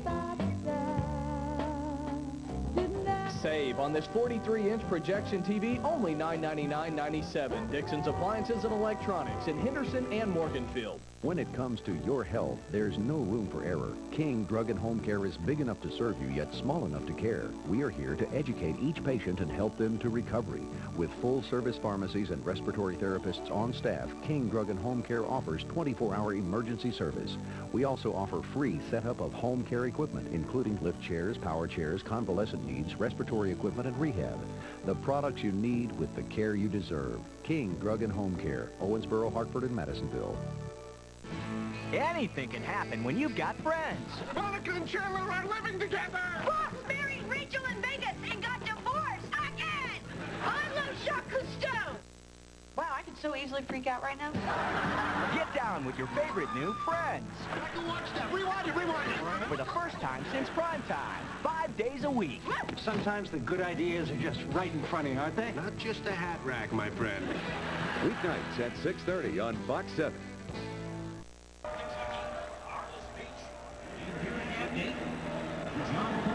We got ourselves a 7-point ball game.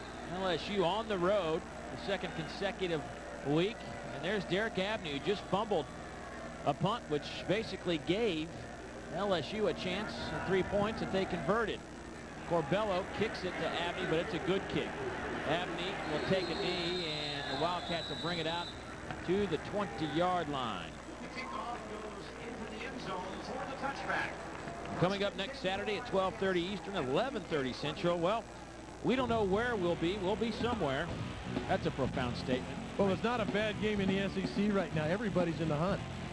And we do know that we will have a good one, so be sure and join us. We'll find out on Monday. Log on to jpsports.com to find out where we'll be and the other TV plans as well. But 12:30 Eastern, 11:30 Central for the SEC Game of the Week on JP Sports. Getting interesting in the Southeastern Conference. The road to Atlanta. Lorenzen going up top, looking for Sims, and dropped it. Battling Norm Lejeune. And Sims actually got both hands on the football. He did. He got a little face guarded by the defender, but it was incidental contact. They released Sims up the sideline and get him isolated on Lejeune. A little bump there at the end, maybe. But he put the ball in the breadbasket again, just couldn't quite bring it down. You know what? I think that was a pretty good play by Norm Lejeune. Yeah, he kept himself from putting his hands on the guy, and that's what you can't do. You can't put your hands on him. Artus Penner driving. Artus Penner is not a big guy, but he's got a lot of strength. 215-pounder, 5 feet 11, and just keeps the legs churning. I'll tell you, we know there's some NFL scouts in the crowd right now, and he's proven that he gets stronger as the game goes along, and that's an attribute to a running back that you bring in and you give the ball 25, 30 times in a game. He's played a solid game. 127 yards, 5.3 average. Now remember, this LSU team hadn't given up 100 yards to a single rusher in over 12 games, and you got to go back 13 league games to find an SEC rusher with over 100. Juan Hicks of Middle Tennessee was the last man to do it overall. That time the Tigers on the spot. On 30 a yard, I don't know that he made it that far. Had to get to the 30, had to get to the stripe. Oh, they gave him a pretty good spot. Cameron Vaughn, Jack Hunt brought down Penner, but a good spot for Kentucky. All right, well, the clock becomes your enemy now if you're Kentucky. You continue to mix the run in from time to time, and it's now time to start screening, maybe getting the ball to Penner out in space. You're going to have to throw the football some because you got 70 yards to go. Clock ticking, 4:35. Lorenzen goes up top, looking for the speedster Sims. That time he was battled with, and a flag comes down. Randall Gay was on the coverage.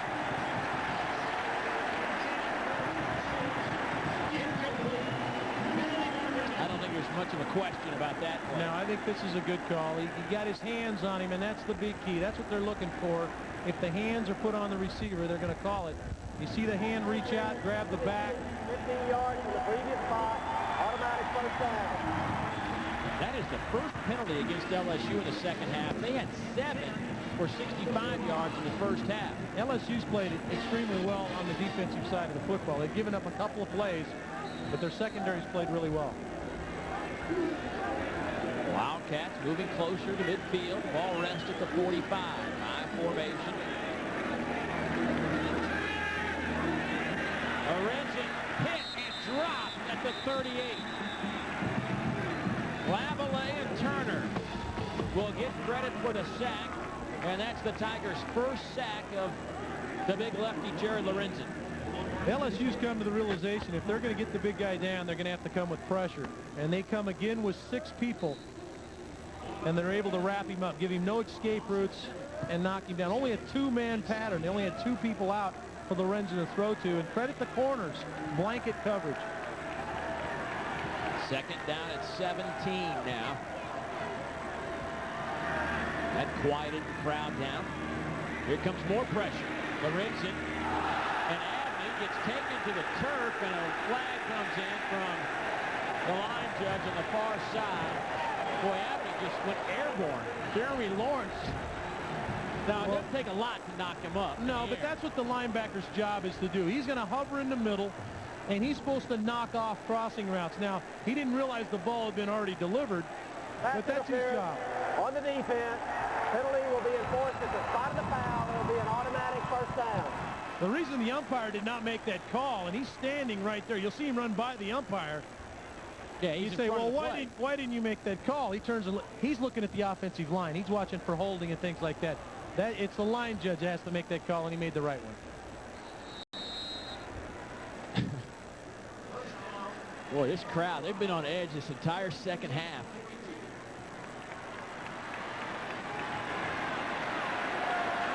First down. Artuse Penner. Artuse to the 47. Artuse, by the way, since he went over 100 yards, it's the 7th time this year he's done that, tying the single-season Kentucky mark set by Mo Williams in 1995, who also had 7 100-yard games.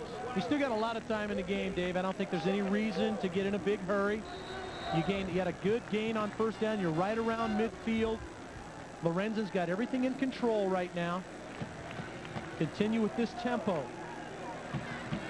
Second down and 4. Pretty good spot maybe to take a shot. There's Boone on a reverse. Let's see where they mark it. He had to get to the LSU 48. They'll mark it at just inside the 49. Norm Lejeune ran him out of bounds. And that'll looks like they've marked it about a yard shy to mark it. Marcus Spears makes a super play here. He doesn't bite on the run. They've had success running the football. He stays at home. Forces Boone to the outside, and Lejeune comes up and makes the tackle, but Marcus Spears plays that perfectly. He's responsible for contained backside, stayed at home, did the job. He's playing on a bad ankle. He missed Auburn with a high ankle sprain. Coaches didn't know how many snaps they would get out of Marcus today, but he's been in there for a majority of them. Gutsy performance by the left defensive end. Penner on 3rd and short, and a face mask. Norman Lejeune grabbed the Penner face mask, and that'll move Kentucky into LSU territory, deep into LSU territory if it's a 15-yarder. And an injured Kentucky player as well.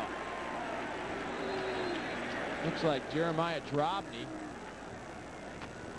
number 84, is down. Incidental face mask on the defense. 5-yard penalty. It will be a first down. Well, whether it's incidental or he meant to grab it, it results from 5 yards to 15 yards. You be the judge. Looks like he may have pulled him down by the mask, but he tried to get his hand off of it. Nevertheless, that extends the drive. You get the first down, and, you know, we've seen this a couple times. Defenses have helped the offense. Early in the half, it was Kentucky had a couple of face mask penalties. Now Nick Saban's defense comes up with a bad play on the face mask. I'll say this. After the game, Nick Saban will speak about his penalties as either the reason they maybe lost this game or a contributor to why this game was so close. 7 in the first half, and on this drive, they've had 4 penalties already, and That's something he just cannot stand. Well, certainly in this situation, too, Dave. The game is on the line. And I don't think, if he had a choice to make, I think he would like to see his defense out there trying to save the game for him. So he's got the unit on the field that he wants out there. They just have made some mistakes here in this drive. Well, LSU has a tough road to go for an SEC West crown. Defending champs. They've only lost once, so the race is theirs to lose, but they've got some tough football games coming up. After this one, it's Alabama, Ole Miss, and Arkansas. Arkansas playing pretty well. Of course, leading South Carolina was our last update. But I tell you, that's a tough place to go, too, Dave. You got to go into Fayetteville and play at Razorback Stadium the last game of the year with the SEC championship possibly on the line. Arkansas, by the way, leading South Carolina 23-0 in the fourth quarter.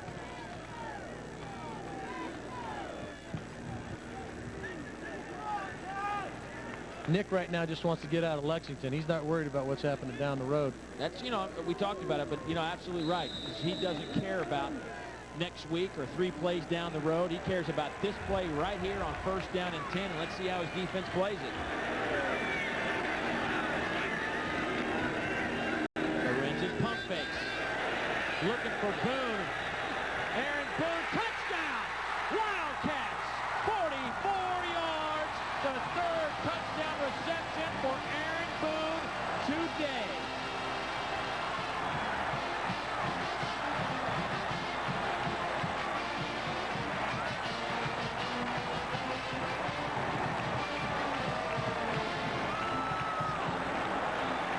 Anybody that's a detractor from the Jared Lorenzen campaign has got their head on backwards.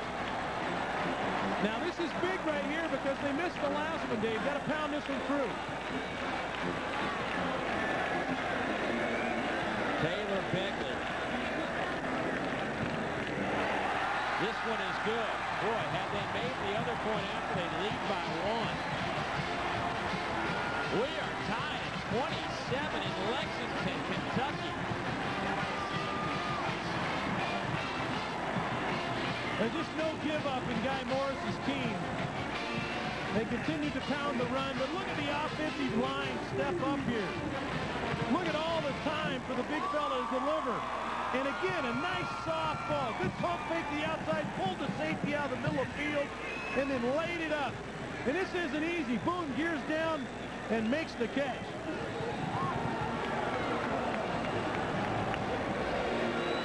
Aaron Boone, 3 touchdown receptions today.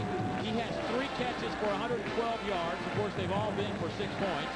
Lorenzen now 12 of 25, 4 touchdowns, 210 yards on the afternoon. Aaron Boone, a junior college transfer who spent a couple of years on a Mormon mission in 97 and 98 in Peru, has stepped up big time this afternoon. Lorenzen now this season with 24 touchdown passes, 3 interceptions. He puts his people up the bat, Davey. He's lofted a few balls, and people may say, well, they're thrown behind. No, he's putting his guy up the bat. He's put Boone up the bat 3 times. He's answered the call all 3 times, and that's the quality of a quarterback. He trusts his people to make plays. The offensive line steps up. Boone steps up. We're tied. Let's see how LSU can respond. 2 great returners in Henderson and Davis. This looks like Henderson will have the chance from the 3. Devery Henderson runs into a blue jersey at the 18-yard line. Raymond Fontaine on the stop. Let's check in with Buzz. Buzz, I got to ask you, how loud is it down there? Boy, it is crazy down here right now, Dave, but I think a real good indicator is going to be how much confidence Nick Saban has in his young quarterback right now. His defense is so strong. Does he keep the ball on the ground, try to get a couple of 1st downs and get to OT, or does he let the young guy take a couple of shots down here? That'll be an indicator of how he feels about Marcus Randall. Well, I think that's a great thought, Buzz. I don't think there's any question, but he's got to give his quarterback a chance to make a play, though.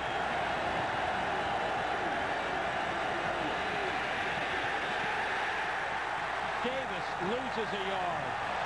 Ronnie Riley with the tackle. Now, both teams have timeouts. Kentucky will probably let the clock continue to run. Now, if they stop them on second down, I think you see Guy Morris burn a timeout to conserve time and not let LSU run the clock out. Guy Morris said he wanted to win a home game for the fans because they've been so supportive.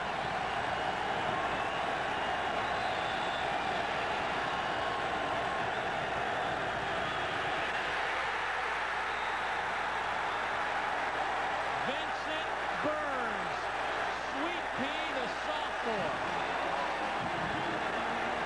They have the shovel play called again here, Dave, and they blow it up. Burns blows it up. He cut in between the pitch and the quarterback. Watch Burns getting away. See, blows up the play. And there's your timeout from Guy Morris.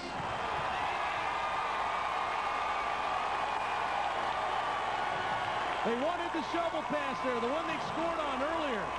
Trying to get the ball to Henderson on the run. Vincent Burns had 11 tackles for loss coming into this one. He can add another one to his totals. He transferred in from Northern Arizona, and Guy Morris and company are happy to have him.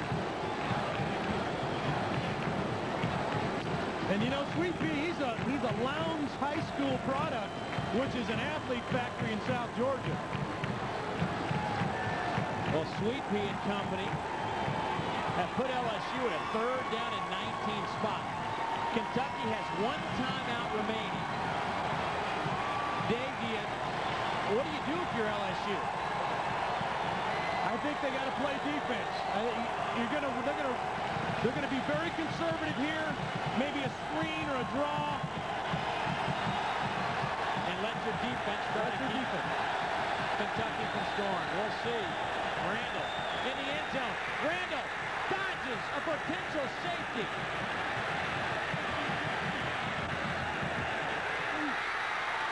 Nearly picked off at the 38. What a play. Mike Williams had a chance, but Dwayne Robertson nearly had a game-winning safety. Several things happened on the play, Dave. They had a chance for a safety, and then Marcus Randall's incredible athletic ability, he escapes the situation. Now here's where Marcus makes the mistake. Take off and run with the football. Why?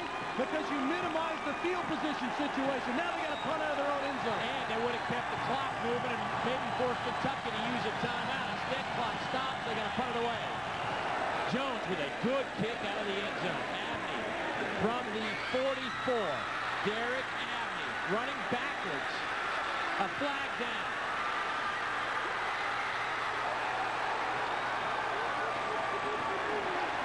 They will move it back. And Kentucky with another bad play on a punt return. Dave, they have had, I've seen a lot of yellow flags on returns today by Kentucky. Maybe their worst day in that aspect. Yeah, it really has been. And they have so much confidence in Abney that everybody's throwing, trying to make a block. Incidental face mask on the kicking team. 5 yards. Added to the end of the line. It'll be a first down. How about that? I stand corrected. Guy Morris was on the field about ready to go after somebody, like everybody in this crowd, and you get a face mask. Well, fortunately, the guy was going to go after gets to go home fairly unscathed. But they have so much confidence in the return team that they all are throwing, making blocks, and Abney, just a terrific player. Wow, what a break. What a unbelievable break.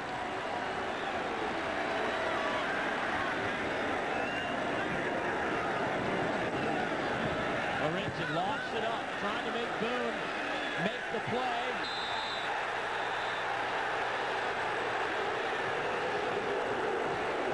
Norman Lejeune on the coverage. We've got a wild one going on in Lexington. How about this call? They're in field goal range. You know, I think the officiating crew's done a super job today, Dave, but I think they missed this one. I hate to say it, but He impeded the receiver from coming back to make the play. There's Taylor Begley, the field goal kicker.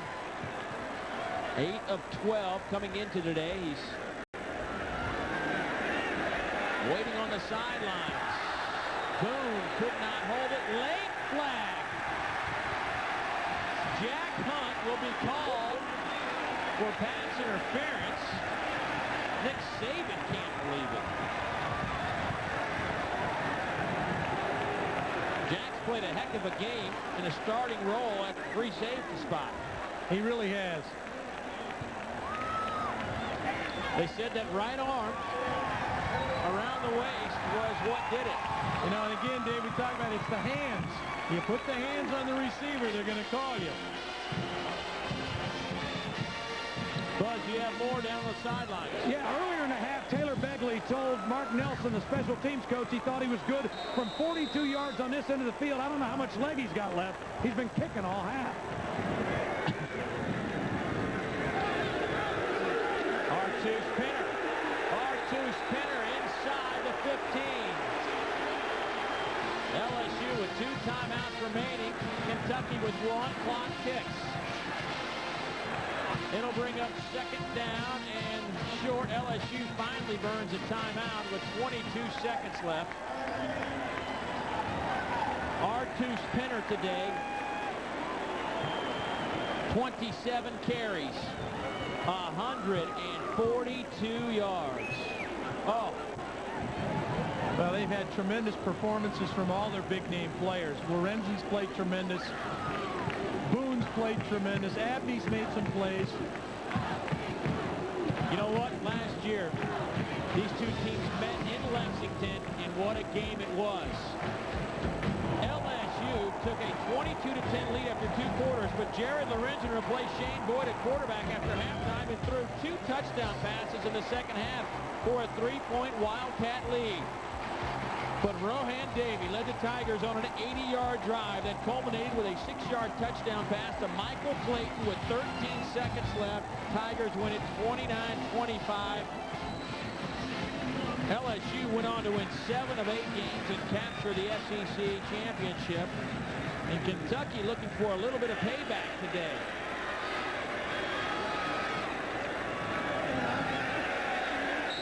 Setting up for the field goal.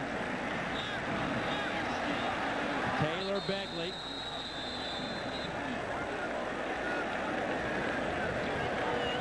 The redshirt freshman out of Danville, Kentucky, about to attempt the biggest kick of his career with 15 seconds left as Kentucky spends their last timeout. Ooh, and Brent Pease is not happy with Jared Lorenzen about something. Maybe it was the timeout. But Taylor Begley, 8 of 12, kicking the football. His long is 49 yards. That shouldn't be an issue from where the ball is at the 12-yard line. But as a Kentucky boy growing up, you know he's dreamed about this. And he is about to make his way on to the football field. Buzz. Dave, we've seen a lot of comment in the NFL about when do you kick it. A lot of folks have chosen not to kick it on 3rd down, and they've gotten burned. Kentucky's got the 1st down with 15 seconds left on the clock. If he misses, he'd still get another crack, it would seem to me. I couldn't agree with you more, Buzz. I think that's a great call. They got 15 seconds. The ball they got a bad snap. If the ball doesn't cross the line of scrimmage and Kentucky recovers it, they'll have another opportunity. Or if it's a bad snap, your holder just falls on the football and you line up again and hit it. Now, they don't have enough time. There's 15 seconds left. 29-yard field goal for the win.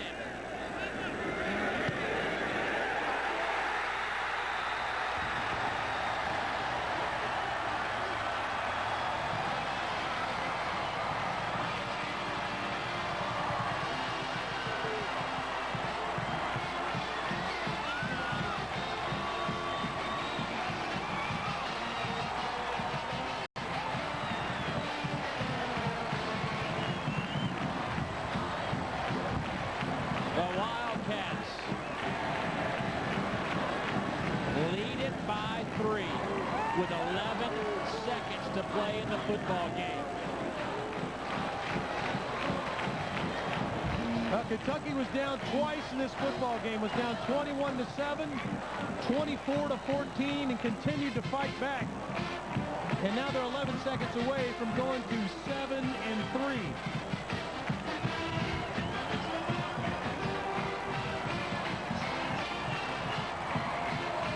Nick Saban's team somewhat self-destructed in penalties late in this football game.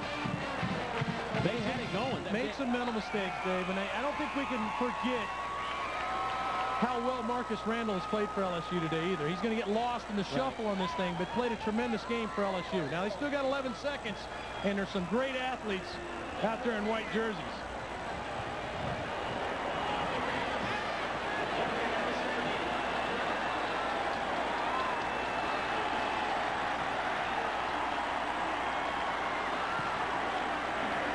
Line drive kick will go to Henderson.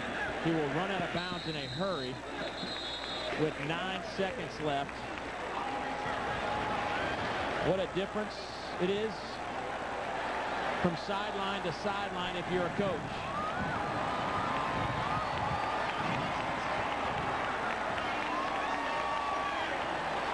Nick had one timeout left. He wanted to try to burn it nice. The kicker there, but they didn't get it in time. I don't think it would have mattered. And Taylor Begley with the biggest kick of his young Wildcat career from 29 yards. And the fans are coming in on the sides in the end zone. What a season it's been for the Wildcats. And this is a monumental win for this program and Guy Morris.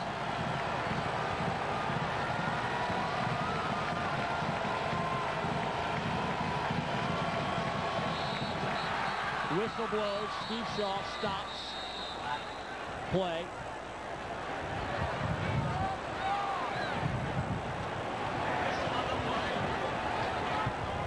Red ball, delay of game on the offense, 5-yard penalty, repeat first down. Now, from a defensive standpoint for Guy Morris, you don't want to fall asleep here, of course. It's a 92 yards away, but as a defensive back, knock the football down.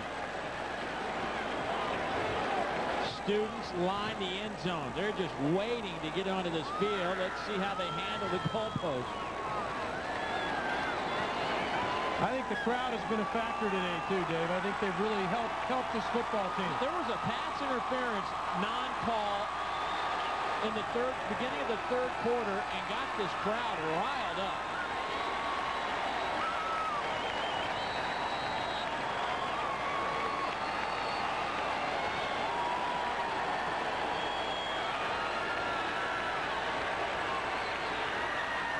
Play over the middle, first down, clock stops with 2 seconds to play.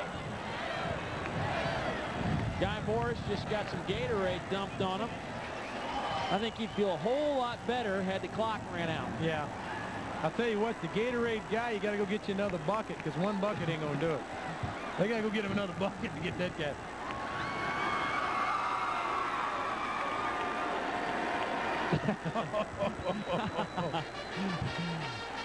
Now, see, they only got the backside of him, though. Lorenzo got the backside. They got to get another bucket to get the front side of him. Now, guys got to walk around freezing cold with a broken hand. Time for our BMW Ultimate Drive of the game, and it's not a very long drive, but a very important one. And it culminated with a touchdown pass from Jared Lorenzen to Aaron Boone. 7 plays, capped off 44-yard touchdown reception, ate up 338.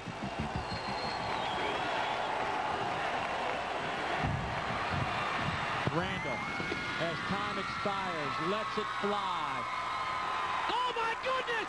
Touchdown LSU! They win the game! They win the football game!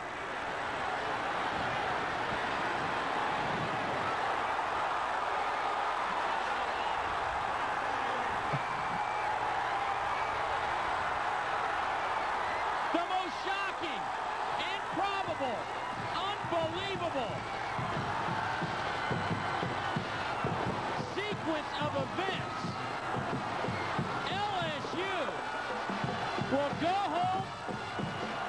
victory. 33-30 as Kentucky fans tear down a goalpost. Let's check in with Dave Baker. Nick, I guess that's why they call it a 60-minute game. That's why they do, I guess. But, you know, it was a lucky play, but, you know, our players played hard in the game. I mean, I don't know what to say. I feel bad for Kentucky players, but, hey, this is a big moment for us, and I'm happy as heck for our team. We didn't play very well in the second half, so, you know, we got to get some things fixed, that's for sure. What were you trying to do on that last play? Well, we're just going what we call Berlin, where we send everybody down the field, heave it up as far as we can, tip it up, have one guy keep running, and Devery caught it. Everybody talks about how tough it is to defend this championship. You've got to have something like this happen to you sometime along the road. Well, sometimes we've got to be a little lucky, and I think that was our luck right there. All right, Coach. Thanks a bunch. Hey, thank you. All right, take care. That's Nick Saban. Oh, my goodness. Let's go back and take another look. Well, every team has this play. Buy some time for the quarterback, and then hang it up. And what you try to do is tip the ball to one of your players beyond. And Henderson is right there at the Sunday hop right in his hands. As a defensive back, we talked about it before the play happened, you got to knock the ball down, not up. They went for the interception, the ball bounds off, and just like a volleyball play. And Henderson, who's had a monster day today, is there to make the play. 5 catches, 201 yards for Henderson and 3 TDs. Marcus Randall. And Dave, the amazing thing is, after the big play, the students are stunned. Marcus Randall with a gutsy performance as we look at Guy Morris in disbelief. Jared Lorenzen in disbelief. Well, they're not the only ones in disbelief because one end zone of the crowd had come out on the field and we're going to tear the goalpost down. They're just now finding out what happened. Well, let's put this in perspective now. Obviously, one of the most shocking games in SEC history. But LSU retains the top spot in the SEC Western Division. They go to 4-1 in league play. Kentucky had a chance to win their 7th game of the season. But the senior, Ronnie Riley, shows some of the emotion of the Kentucky Wildcats. A 75-yard touchdown. Unbelievable finish in Lexington. We'll be back in a moment.